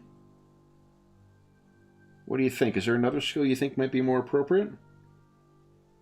No, I can't do that. And intimidation seems to be a little bit other than I play it. Right, I mean, you can do seduction as well. Well, hello there, young lady. But I mean, I could try to be very polite because she's an older woman. Yeah, and I will tell you, like, it's going to be an easy task as well. So I will try. So, but I raised my charisma scores. Yeah. Let's take that out for a spin.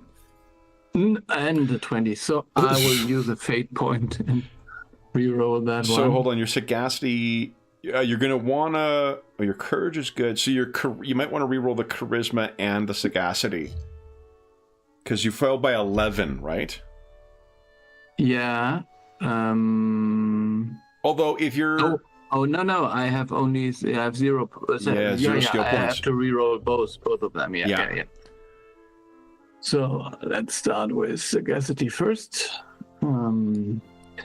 And easy means I have plus to one. Put in +1. Yes. God dang. Yeah. So it doesn't work. It's okay. Just no point. So it just means that she is, and you got rid of that 20, so there's no 20s. She just, I think, is... And, Corgrim, what business might that be of yours? I was asked by, I met with the people from the Watch in Steinbrücken, and basically I made it my own mission to investigate because we are hunting down some bandits further in the north, and I want to see whether there's some wild connection to that or not. Well, I can make it easy for you, Corgrim.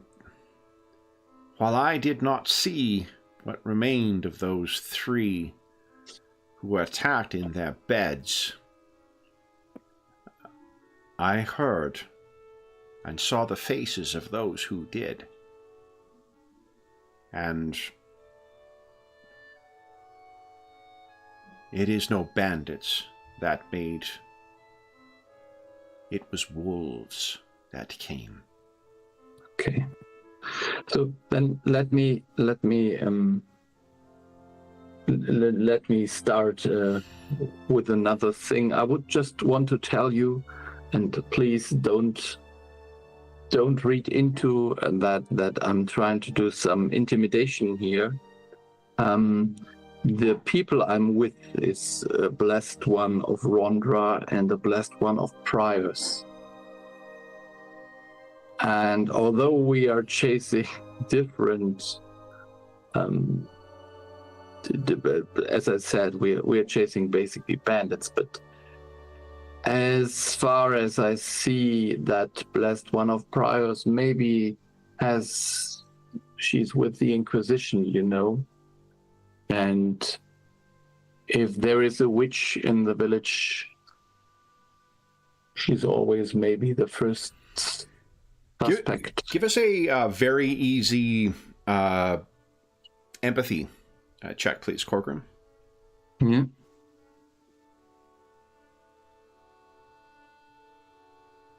Like, you're going to learn a certain amount from it, and then you can choose to... You only failed by 2. That's got to be your charisma that failed you there. Yeah, I didn't raise it far enough. Do you want to hero point that? Or a fate point that? Or... Yeah, I mean, come on. I only have 2 fate points, so might as well use them. So, it's +3. Mm-hmm. So, and wait a minute. You only failed by 3. And So I failed the charisma check by 1. 3 plus 3 is 14. What? Oh, did you put a plus sign in? Oh, maybe. That might be the problem. Because if you rolled a 13 and your charisma... and your charisma was a 12. Well, modified to a 12, that's a fail by 1. Yes, and I have 2 skill points. And so 2 skill points, so you're good. That's a success. So what you can tell, when you say that there's you mentioned the Blessed One of Prios and the witches, she kind of gives you a look. She seems concerned. You would guess 4 the witches. Yeah. So that was my point. I'm as well. So, so please take care. I'm not sure whether I can.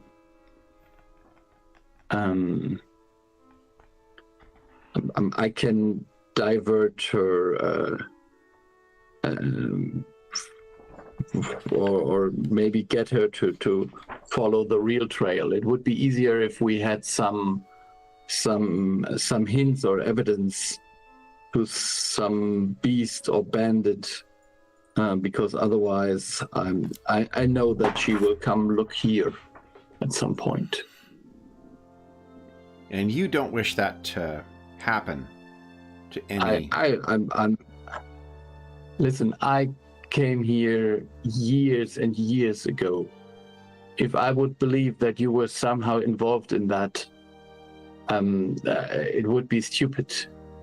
You live here for more than half your life, and now you should in your... I don't know, that it makes no sense. You're by any means you're innocent in this, whatever this actually is. Then I'll...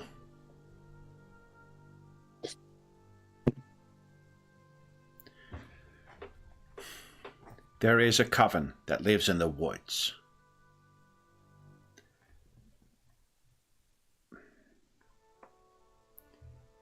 the warlock who runs the cavern. His name is Cordax. I'm telling him.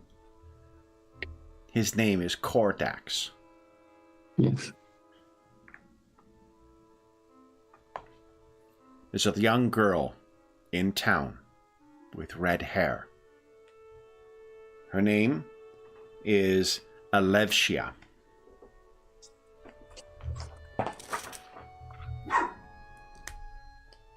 She is a very nice girl, and I do not know for certain if she has been brought into the coven. But she knows her herbs better than any I know, and where to find them.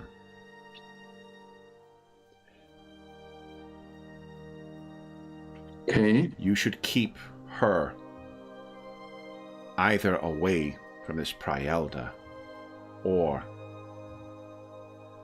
keep so this she doesn't know her name. This blessed one of Prios, this Inquisitor, or keep the Inquisitor away from her. I'll put in chat, guys, the names here. So, So I was.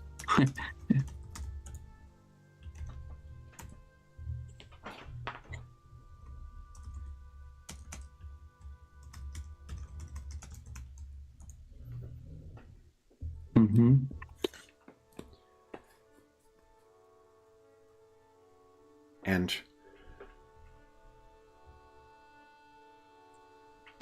And you the way you described what happened, like the faces of those who saw what befell the victims, so this sounds like an unnatural thing, not normal wolves or something. It sounds more dire, yes.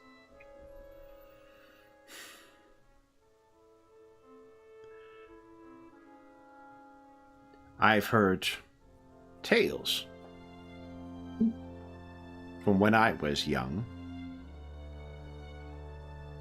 The elder folk who walk the woods.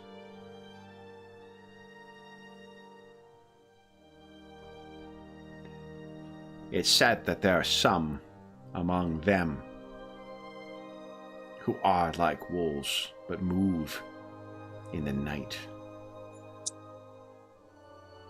And when they walk our world, they hunt, while some of the kindly ones,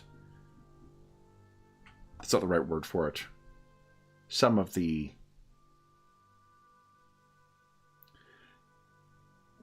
those folk,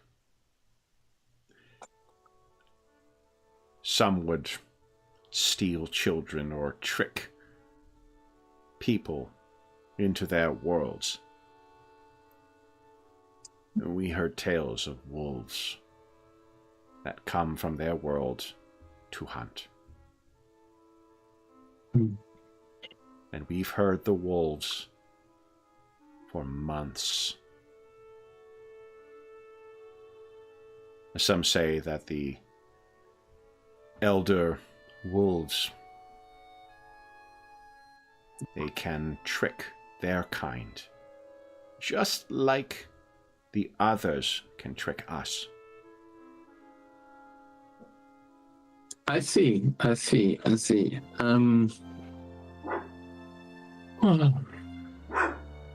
So this will be a handful to get this sorted out. So with a blessed one of Rondra and a blessed one of Prios among you, one would hope you would have sufficient force at hand, but I'm not concerned about the force, but more about the direction of the force, to be honest. I will tell you this. I'm sick of the name.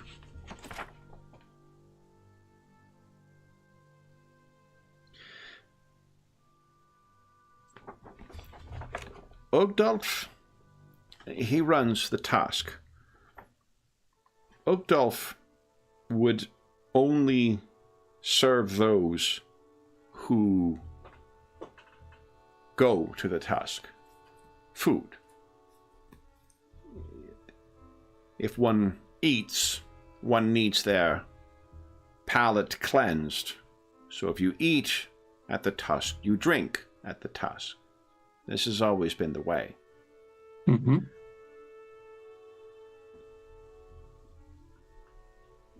2 nights now. His youngest, Birka. I've seen her sneaking food out to the to the northern end of town. Oh.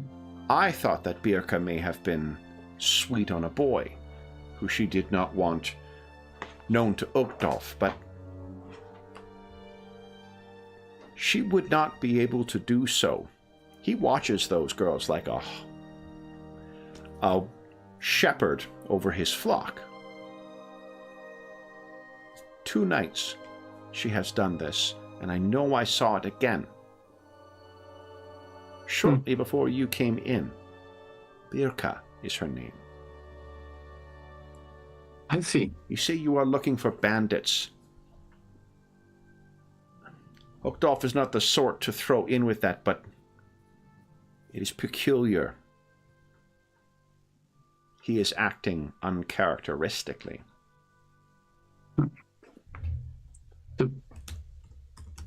We are not sure whether the right word is bandits, smugglers, or highwaymen. I think they delve in all of that. Well, it seems you have come here for conversation more than... Oh yeah, I should. Surely you would have some of the stronger dwarven spices to make the food more tasty.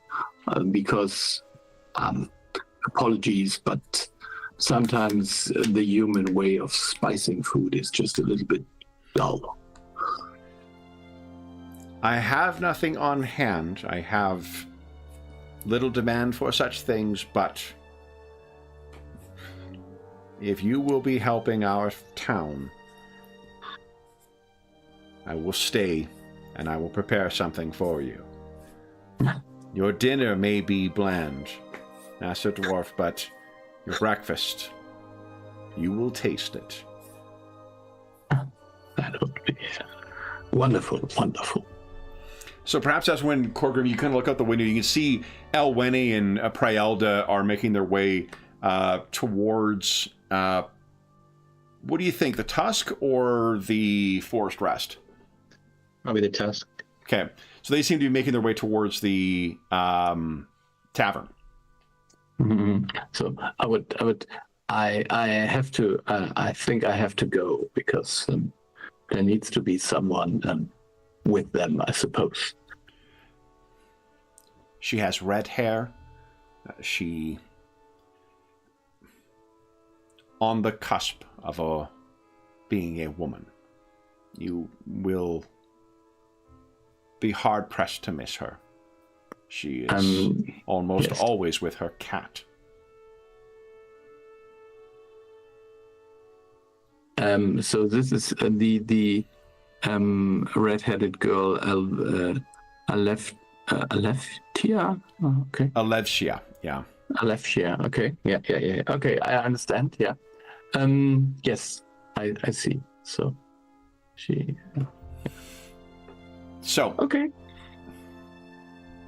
I will bring... I trust I can find you at the Tusk later? At the Tusk, or if it is even later, we will be at the Forest Inn, I suppose. That was the name. Yeah. Yeah. The Forest Rest. Forest Rest, yeah. Very good. I wish you luck in your hunt. So perhaps when Corgrim catches up to you guys, Elwene, you're talking to Prielda and trying to decide whether you're going to talk to Maula and get whatever stuff was left behind now, or whether you go to the Tusk first to try and gather further information. She seems to want to interrogate Maula, like, right now. And I'm thinking we should just get some food and rest for a bit and get a good night's sleep and deal with it in the morning. Because I want her to calm down. Yeah, so Corgrim, when you reach the two of them, Prielda is pretty worked up, and Elwene seems to be trying to sort of calm her down. Why don't you give us a excuse me? Why don't you give us a challenging persuasion check there, Elwene, please? Only challenging because she is pretty worked up right now. Oh. Look at that middle dice every time. It's a sagacity. Yeah. It's not that far off, though. You only fail by 3. Oh, no, you fell by 7, right? What's your sagacity? 10. So you fail by 7. You want to give that one a... Roll my sagacity again. Here we go. Penalty 0? Come on. Critical success. Yeah. So it's not a critical because you need to roll 2 1s in order to get that, but... that is still pretty fucking good. That means if you have 5 skill points in it, that's 2 levels of success, 2 quality levels of success. So you're gonna be able to direct her in whatever way you want. So how do you want this to work out? I think it's like been a long day of travel, and I would love to just jump all over this tonight and resolve everything. Rarely will that happen. I think we need to rest. We need to have a clear head, and we'll look at everything tomorrow after we've had a good night's sleep. That will allow you to do your inquisitorial job most effectively. And I'll be able to hopefully withstand whatever martial needs there are, because I'm exhausted. Yeah. So, and Dave, the last time we managed to evade a bar fight by just drinking with the other ones till they weren't standing any longer. So there's a skill actually for that. So you have to use it. I mean, yeah. It's the equivalent of the consume alcohol skill in Warhammer Fantasy. They have a carousing skill in this. It is carousing, isn't it? I guess. I think that's the physical skill. Yeah. Yeah. So it is a very loose translation because the German word is actually heavy drinking. So that's great. What is it, like drinking something? No, session. Session. So session. Yeah, it's nice. All right, so then I think Elwene, having calmed her down, you see Corgrim walk up, and what's the look that Corgrim gives Elwene? I think a look of concern. That is, it seems that there might be, if this comes to some kind of Inquisition stuff, there are young girls involved, and we don't want that. Okay. Yeah, so I think Elwene leads because she needs Corgrim to know what's going on. So she'll be like, "Oh, we had a great chat with the sheriff, and he explained how some of the people died and how the headman went missing. And we're tired though. I'm exhausted from the travel all day, and we're all best served just having a meal and getting a good night's sleep before we continue the investigation." Yeah, okay. Prielda seems to be nodding along with you. Yes. Mm-hmm. So hopefully she's a local. Yeah, the 3 of you lead over, and I mean, you guys are drawing the attention. It's getting to that time of day where people are going to start kind of filtering into the Tusk for the evening, and you definitely are beginning to, people are not only, you incredibly heavily armored Corgrim, having 2 priests, or 2 blessed ones, is likewise drawing a fair bit of attention. So there's quite a bit looking around. Would Corgrim give us a let's say, a challenging perception check. And for Elwene, I'm going to make it harder only because you don't know. Yeah. Let's make it difficult for you. Okay. Nice, Corgrim. Okay. Corgrim, I think as you're heading in, you spy out of the corner of your eye about like 2 houses down or 2 buildings down from where the entrance to the Tusk is. You actually spot someone who seems to be watching your party and is doing her very best to kind of remain hidden. And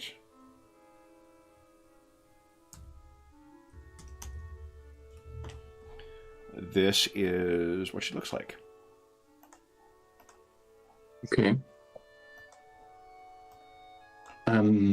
Okay. I will join you in a moment.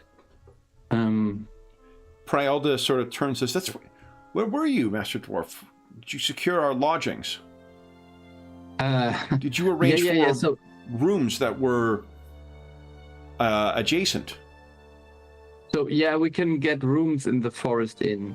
So I may not have to. Maybe I forgot to tell you. I'm from Koshin. So you see, I have traveled these lands quite some time, and the last time I have been here, it might be some years ago, and I met some people, and I just did some reconnection because, for instance, you see, and I point at the tavern keeper.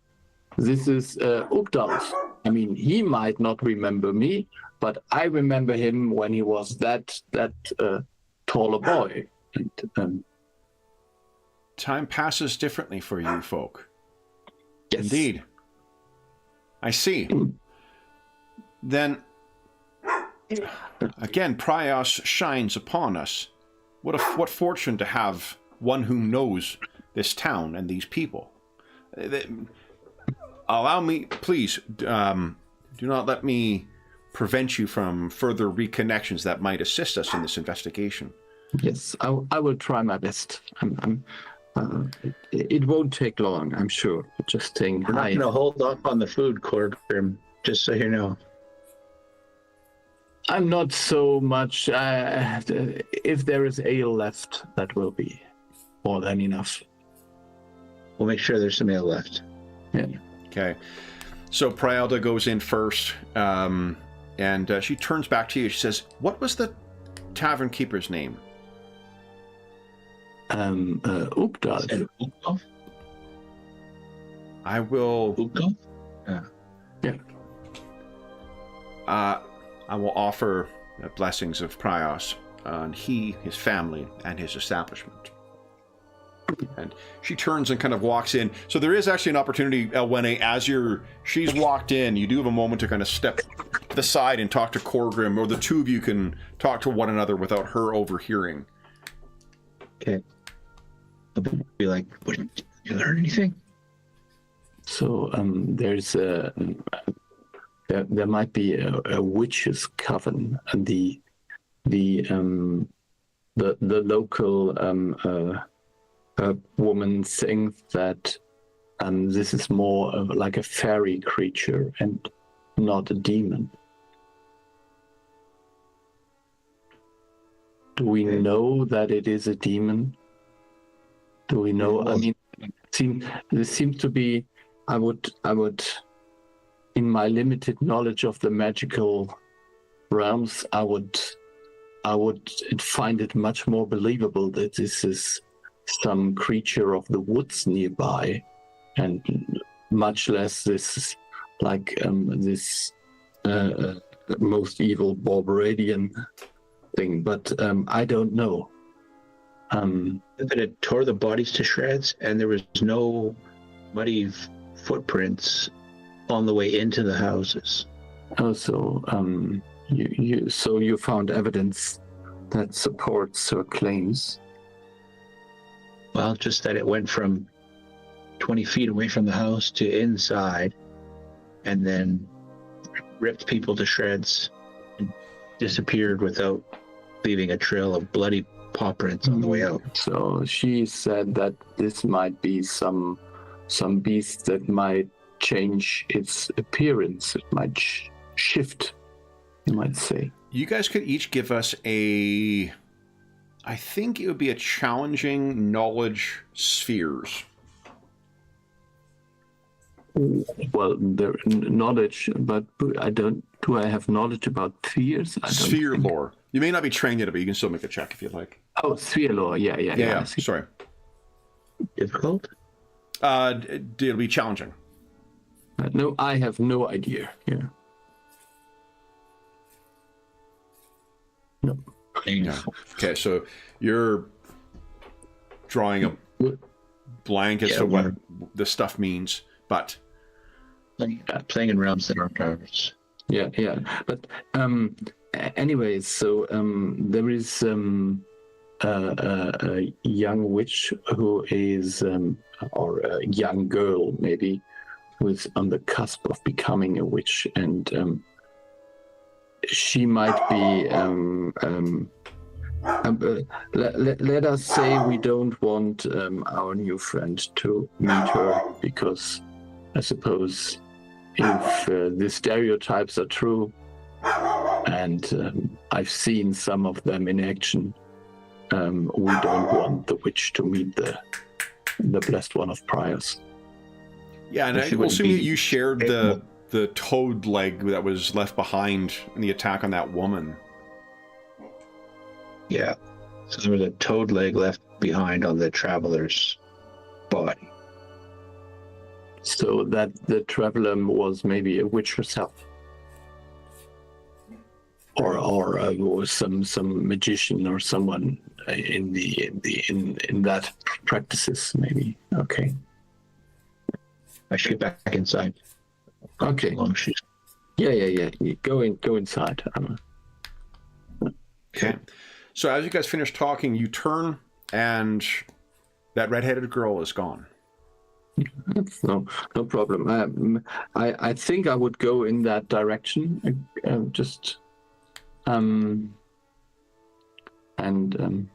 Maybe I would, if I'm far, if the distance of to the tavern is long enough that I can't be overheard from there, I would even call her name. Yeah. Okay. So you do. Why don't you give us a? Let me take a look at. So I want to. It's probably streetwise, I think, because you're trying to like conduct a physical search. It's not just a map. But let me take a look at streetwise in the Aventurian Companion. I mean, if she wants to remain hidden, I wouldn't. I don't think I would be able to find her. That is her village. So. Yeah. But let's see here.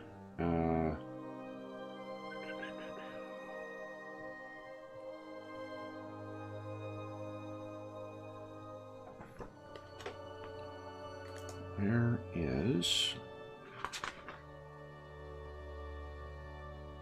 Okay.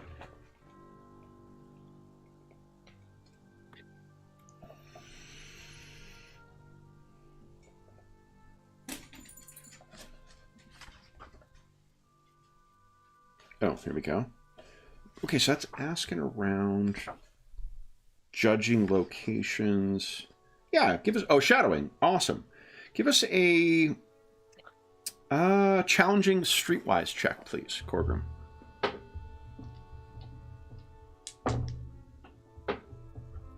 Yeah, I barely, yeah. That's pretty close. Was it your intuition that failed? It was my intuition that failed, and the sagacity as well. So, okay, -2. Yeah. So you are making your way out, and you're kind of looking around through the, through the streets and calling out, there's one or two people who kind of, walk past you and just, wave politely. And how long do you think you're searching for? Like 10 minutes? A little longer? I guess not. Yeah, I guess I will be fast. If I don't find her, then I don't find her. Okay. So you're making your way back towards when you can see that someone is walking along it. It's a girl who is, let's see here. She looks like she may be, hold on, where's the...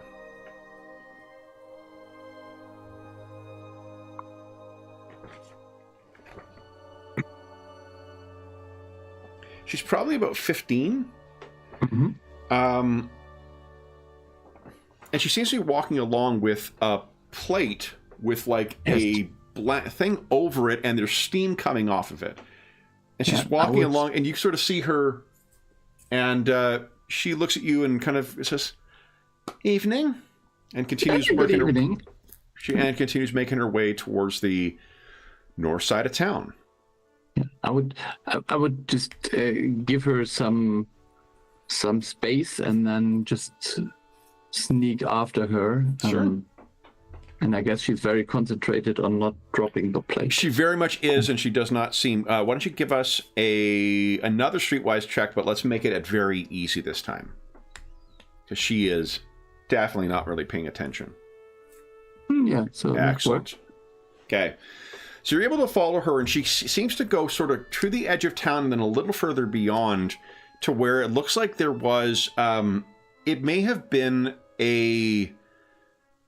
maybe like a chicken coop or some kind of little structure to keep things. Not a shed necessarily, but some little shed. But she's going in, and you can see from inside, because the sun is beginning to set, there is light that's coming from within there. She goes in, you can hear her speaking to someone, and someone seems to have a bit of an unusual voice. I can't remember what the common tongue is called, but they speak the common tongue again. And she seems delighted to speak to them. And then she leaves, and you can see she's carrying a empty plate. Looks maybe different from the other, and she is kind of hustling her way to, happily make her way back towards the tusk. She does not see you at all. Okay, so let's have a sneak peek at who is inside the shed. Okay. Let me see here. Now why don't you give us a stealth check, please? That'll be challenging. And let me check what their perception will be. Yeah, I'm now that I'm aware of this armor I have, so that will really work out. It worked out. That's awesome. All right, quality level 1 success. Let me give a perception. Yeah. Check here. And people tell me all the time I shouldn't wear this iron armor because I would be noticed miles ahead. Okay. But she moves. And let's see here, okay. Okay, so you're making your way up, and then you can hear from within, there is a voice that comes out. Who is that out there? It's only me, Cogrim. Only Corgrim? Did you follow Birka, Corgrim, or were you looking for a place away from the hassle and bustle to lay your head? I must confess there is not much room in here. I'm more concerned about what's happening in this town. So I have to confess I was following Birka, but Okay. I would just like to have a chat.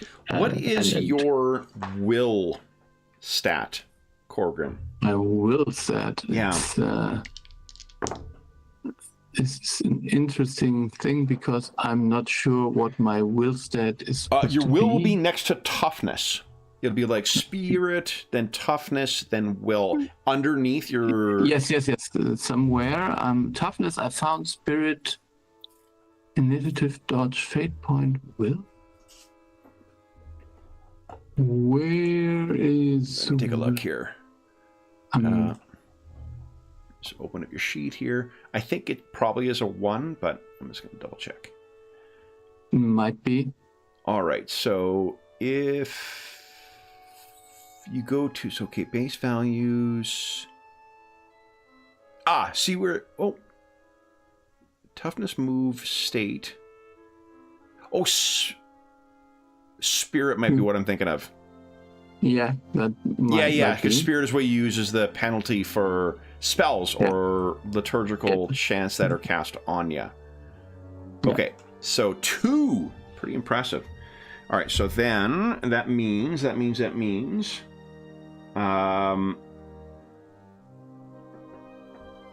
Ooh. 6, 7.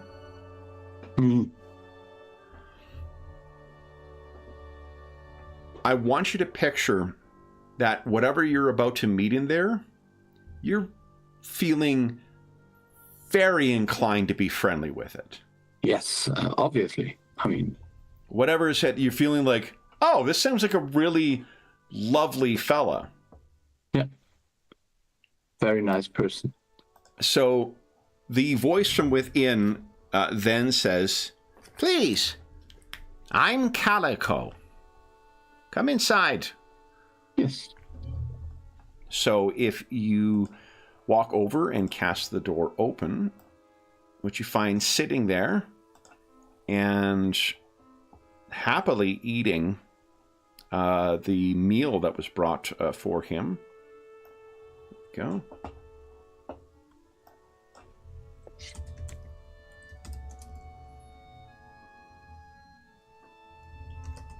Calico the Mouther? Calico Amber Wisp. This is who is sitting in there. Oh, well, that's one of the nicest persons I would ever meet, so come on. Yeah. He says, please come in. Come in. Oh.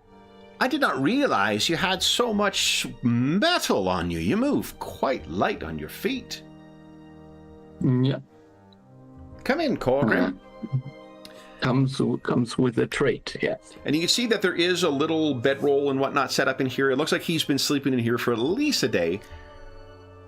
And he says, so, did you think to steal my supper? Or is there another reason you were following a young girl around this village? You may have heard that there have been some gruesome murders. Oh, committed. I indeed have. There is a reason. I think. And yes. That we have both come here then. Corgrim, you can give us a once again a knowledge sphere lore check if you like. Yeah, I can try at least. Which is very interesting. So I have no idea what this creature is, but that is probably exactly how it should be. So that is so and cool. Challenging, I suppose. Yes, at challenging too, please. Oof, 11. Okay. Yeah. Yeah. Yeah. So I have been in this village before. I'm from the region, and although I have been long gone, or I have been gone for a long time, I'm pretty sure that whatever is going on here is something supernatural, something that is evil in its way. But then again, I'm not sure that I would leave it to the blessed ones of Priors or Rondra to take care of that. His little badger face kind of, when he hears about Prius and Rondra, he says, you're part of a crusade here. Oh. I say I have to confess I was part of a crusade, but to the far east, where we drove back. the armies of the heptarchs, but no, I came home and wanted to leave the crusade behind, but it seems like evil found its way here on its own. We have one thing in common, then. I'm quite a traveler myself. This realm and many others. He kind of gestures to himself. Our kind happily travels them between the realm of the elder folk and those of your kind. So is this, whatever is going on here, I suppose it's some kind of creature. Is this one of the old folk, or is it one of the demons or devils, or?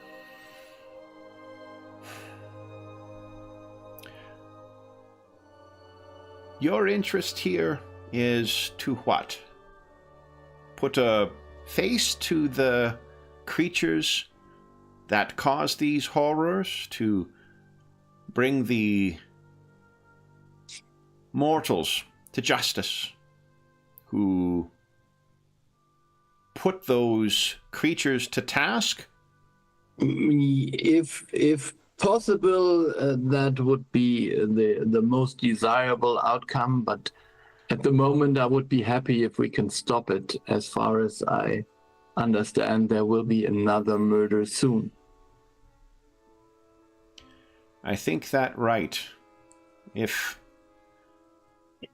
I have never been to this town before, I must confess I did not know it existed until I was asked to come. He gestures. Am I correct from your expression? He pokes his, pointing his little claw at you. You have not encountered one of my kind before. Absolutely not. But I guess that you have been asked to come here by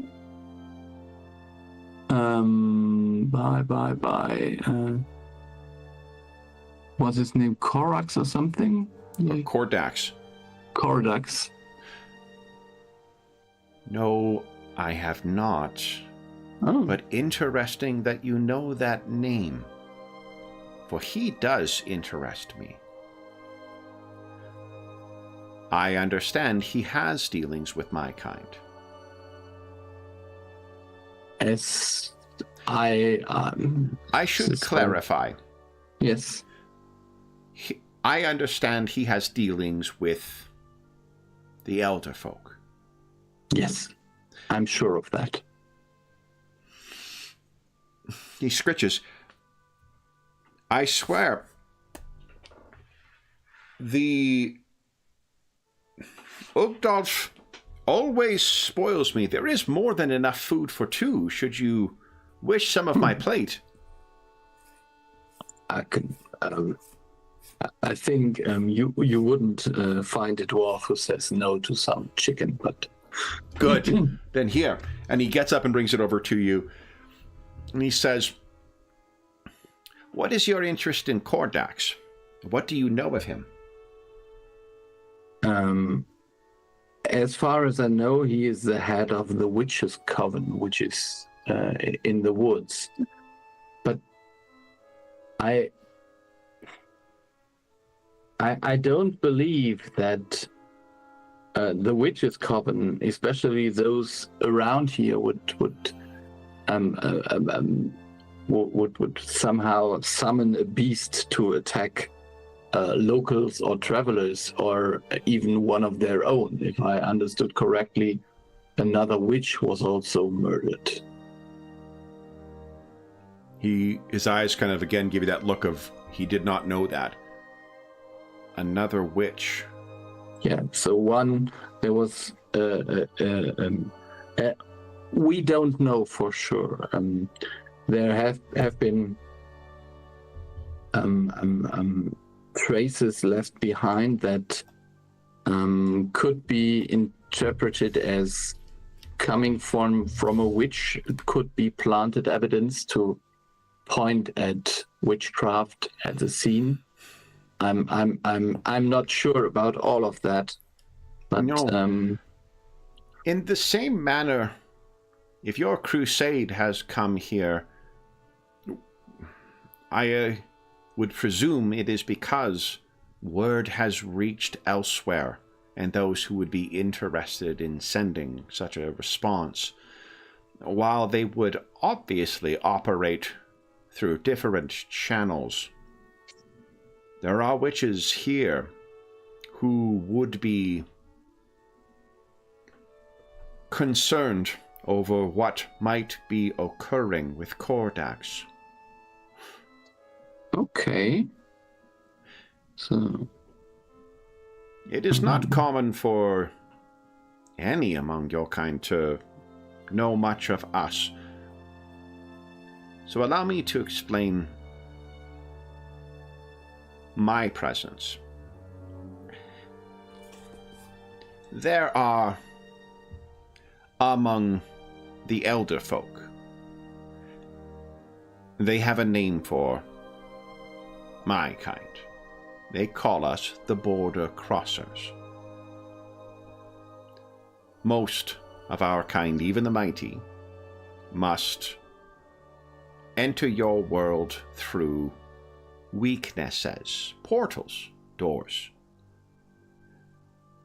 to travel from the Elder Realm to here. My kind can travel much more freely, and we do so to travel, to experience, to learn, and sometimes to have fun.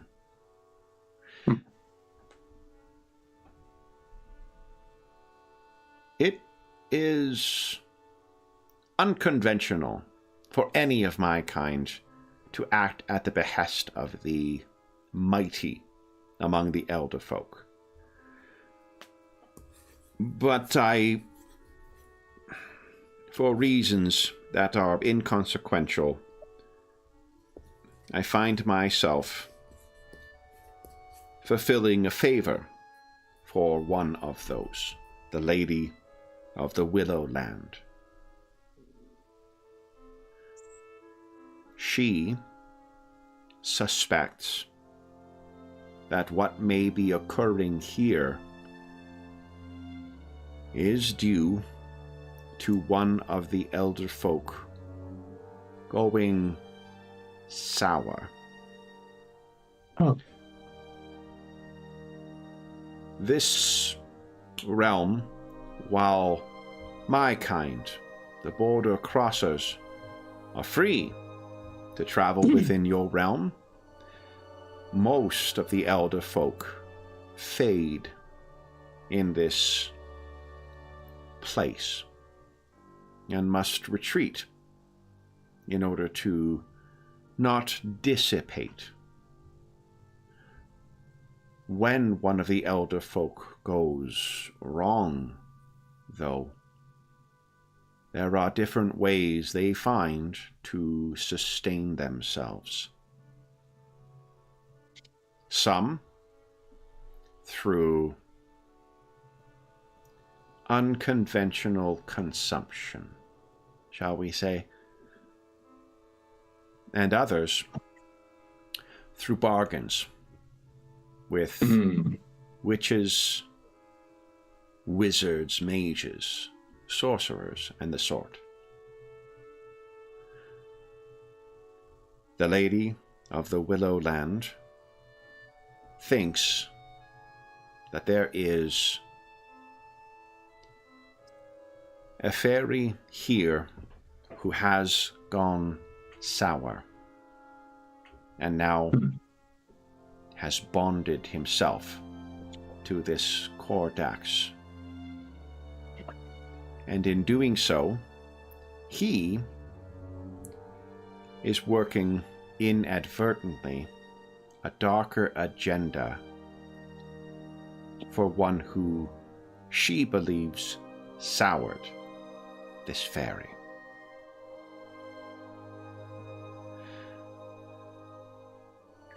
I see.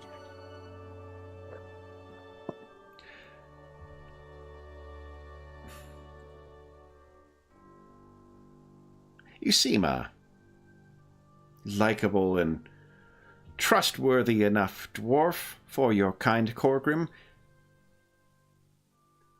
Can I trust you with something? I'm sure of it, but I don't know what. So he sits down next to you and kind of puts the plate between the two of you. I must confess,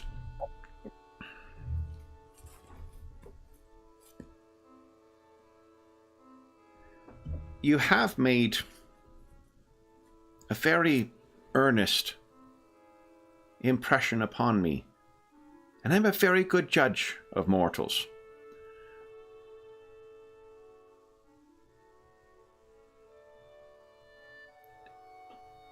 As I said, it is unusual for one of our kind to agree to work with one of the mighty among the Elderkin, and as far as those sorts go, the Lady of the Willowland is among the better.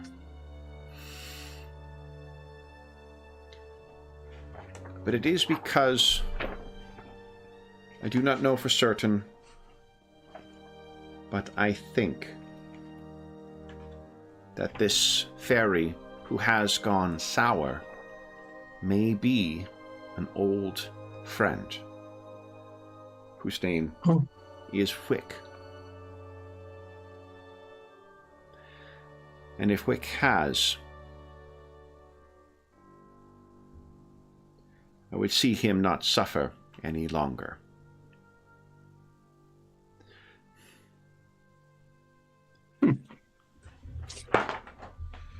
Wick, to rest assured, would not be what has done these terrible things to the people here. Certainly not. But Wick may have whispered secrets. Secrets for calling forth servants of the enemy, of the Lady of the Willowland, the Shadow King.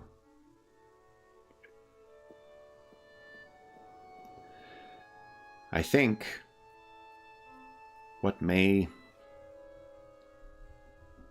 I do not know why, but I think your warlock is putting ill use to the Shadow King's minions.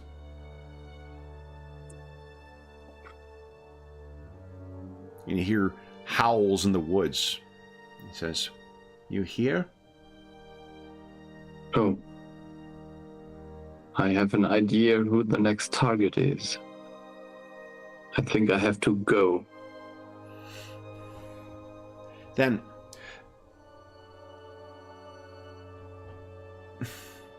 so that I need not worry myself, you will not be telling your crusaders of me. No, why should I?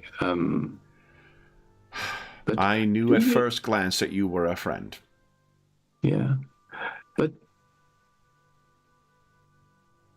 do you know that others know about you? Only Ogdolf and his daughter. They are friends of mine as well. So When we travel, and he kind of pulls his hood up over his head, and it largely conceals him, there are most who do not spare a second look. They think us a dwarf. Yes, I understand that, but so there are at least two persons in this village, I believe, would know not exactly who you are or what you are, but know that you are hidden here. Let me put it this way. Who is that? There is the woman selling the herbs. aunt. Yes. Yes. Huh. So, and I guess she will have a familiar in the streets or something like that. I think so. She's probably not a witch. Like if Okay, yeah. yeah, So, like so, she okay, probably yeah, is just so an then- apothecary. Yeah. So then she will have. She just has sharp eyes and a sharp wit. Yeah, I mean, old lady. You know, like what do you got to do Yeah, other yeah. than like busybody about you know? Yes. So But then there is this girl on the cusp of being a witch, and she There is- was watched. there's She one of was the watched. coven in Yes. town. That is what I have not found out yet. Whether she is in the coven yet, or she is. Maybe there is. I could believe that she is reluctant to join the coven, and this is somehow related to that. Have you experience with covens that have gone bad? I have no experience with covens whatsoever. The covens have ways of ensuring loyalty to those who lead. If this Kordax, if this warlock is corrupted, that could have spread through the coven. I will take care to ensure she does not notice me. Or if she does, I will ensure she forgets. Seems wise. What do you intend to do then? I think I'm not so sure. There are the two blessed ones, and Alwani is she's certainly not a hothead, but Prielda, I would suppose that she might be the first storming into the woods and trying to challenge whoever is behind it or not, just because they are witches. So I'm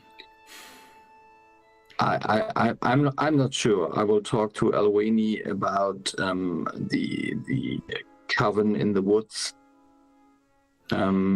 Right now, the blessed one of Priors thinks that this is a demon that is at work.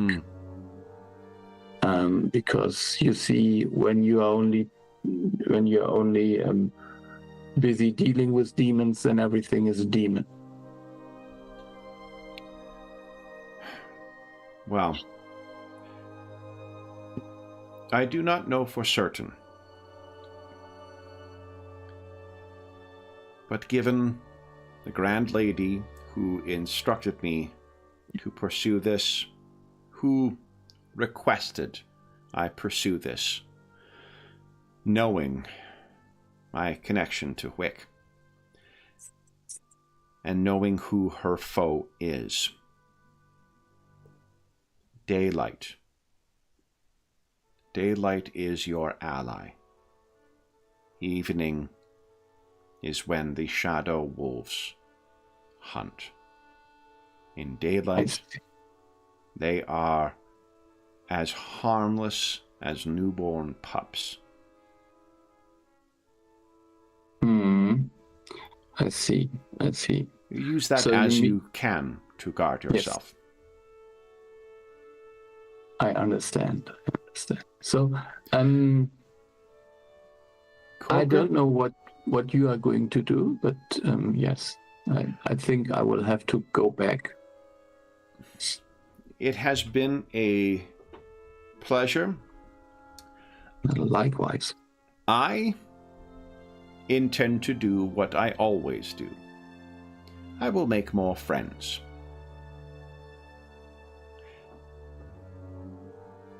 See you. It was a very nice discussion and a very, very gentle offer to share your meal. I am pleased that you did. It was a pleasure meeting you, Corgrim. I hope that our interests align in resolving this. I hope as well. Good evening. And you leave. He happily starts tucking back into his meal again and then leaves you. Where do you go now, Corgrim? I think I will go. I will just look at the tusk if they are still there, or if not, I'm going. Yeah, it's going to be quite a fair bit of a walk to get back to it because he is genuinely on the north side of the village. But Elwene, when you and Prielda go inside the tusk, what would you do? Oh, you might be muted, Dave. In which case, Tamo.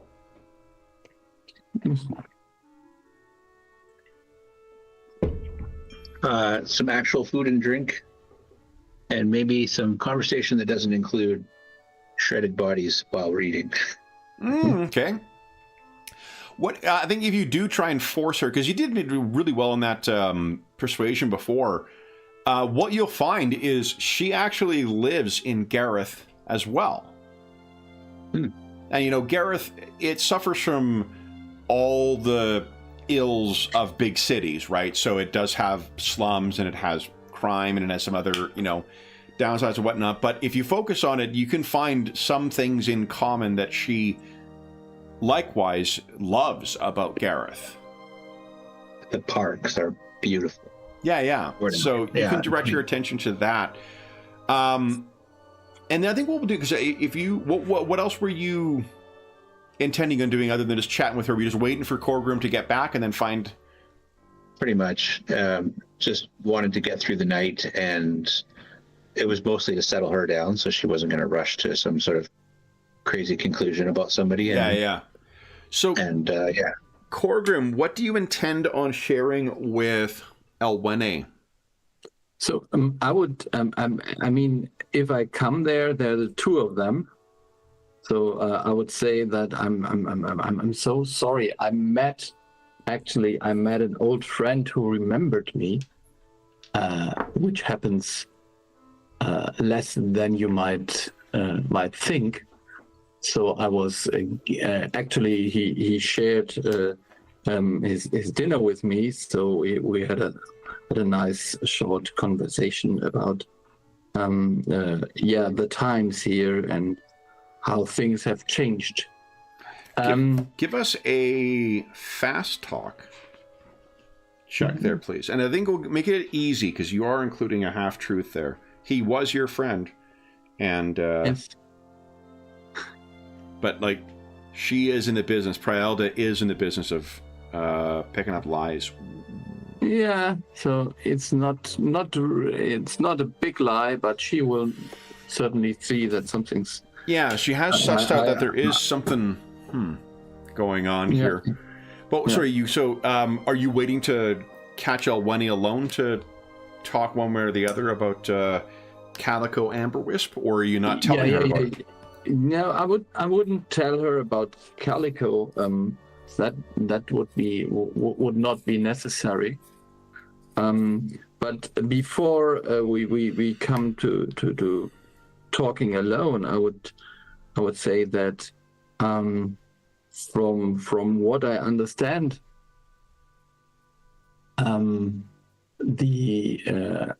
it might very well be that there's some danger. I was outside and I heard some wolves very loud near the village, and I think it's more there's more light than necessary at the moment because the villagers have lit, so And that is very unusually. See, it is more light than necessary in a way. It should drive them away. Prielda kind of shakes her head and she says, "It's superstition. I think you cannot blame these people for not understanding what it is they face. The wolves are it is an easy thing to blame for what has befallen here." Yeah. I'm not talking about that the wolves are responsible, but I'm saying that there is more to these wolves and there's a real threat. This very night, I suppose. We have yet to speak to this Maula, but I remain convinced I know what stalks these people.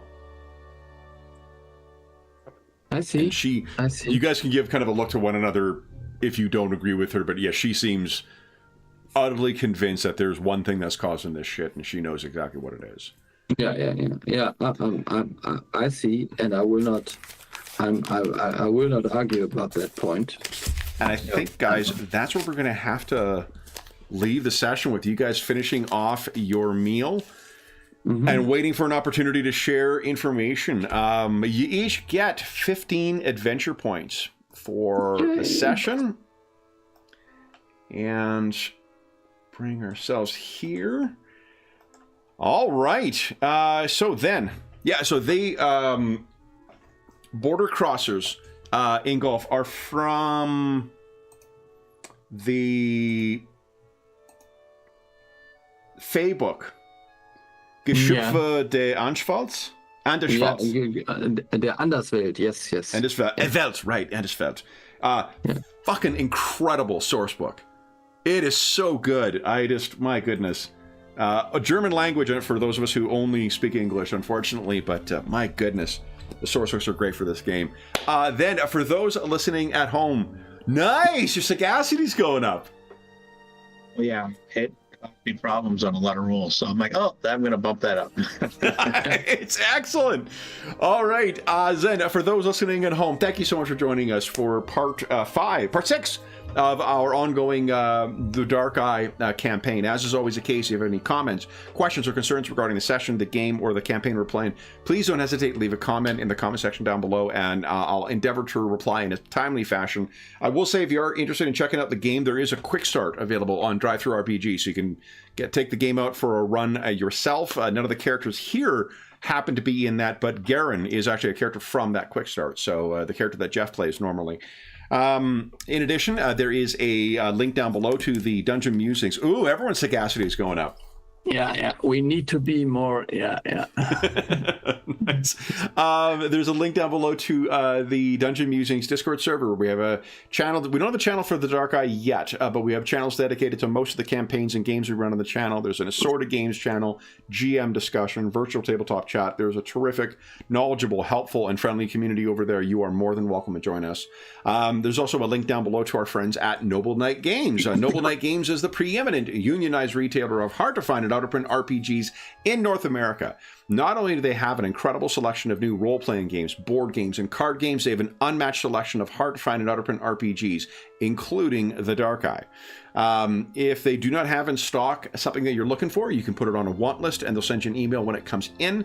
And then if you make a purchase of $10 or more through their website, be sure to enter the code MuserNight. I have the wrong code listed in the description at the time of recording. As soon as we get off stream, I will fix that. Is listed in the description down below. MuserNight will save you 10% on any purchase of $10 or more, and that is good until July 15, 2025. And if you're listening to this after that time, come back to one of our more recent videos and you'll see what the current discount code is there.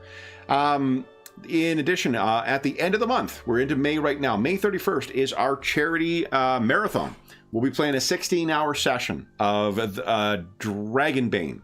4 parts, 4-hour sessions for each of them, non-stop action, and we will have all donations going to the SOS Children's Villages International Charity, an incredible organization active in over 130 countries, benefiting over 80,000 orphaned and abandoned children.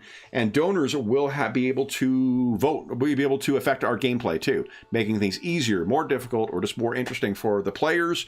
It should be a real fun day, so mark your calendar, May 31st, Saturday from 8 a.m. CST to midnight CST, 16 hours of non-stop Dragonbane, except for when I'm having a bite to eat. So looking forward to that. The last thing I will say is a huge thank you to our stalwart players. So Dave and Ingolf, thank you so much for playing today, guys. I enjoy running this game so much. So thank you very much for playing. For those listening at home, we will be back in Mitveg along the road to what is it? Oberangbar, right. But until then, we hope that we gave you a few hours to take your mind off the troubles of our world and think about the troubles that our heroes have encountered as they're simply trying to learn a little more about the sinister goings-on in the shadows of northern Kosh. And until we see you again, stay safe, stay healthy, and happy gaming.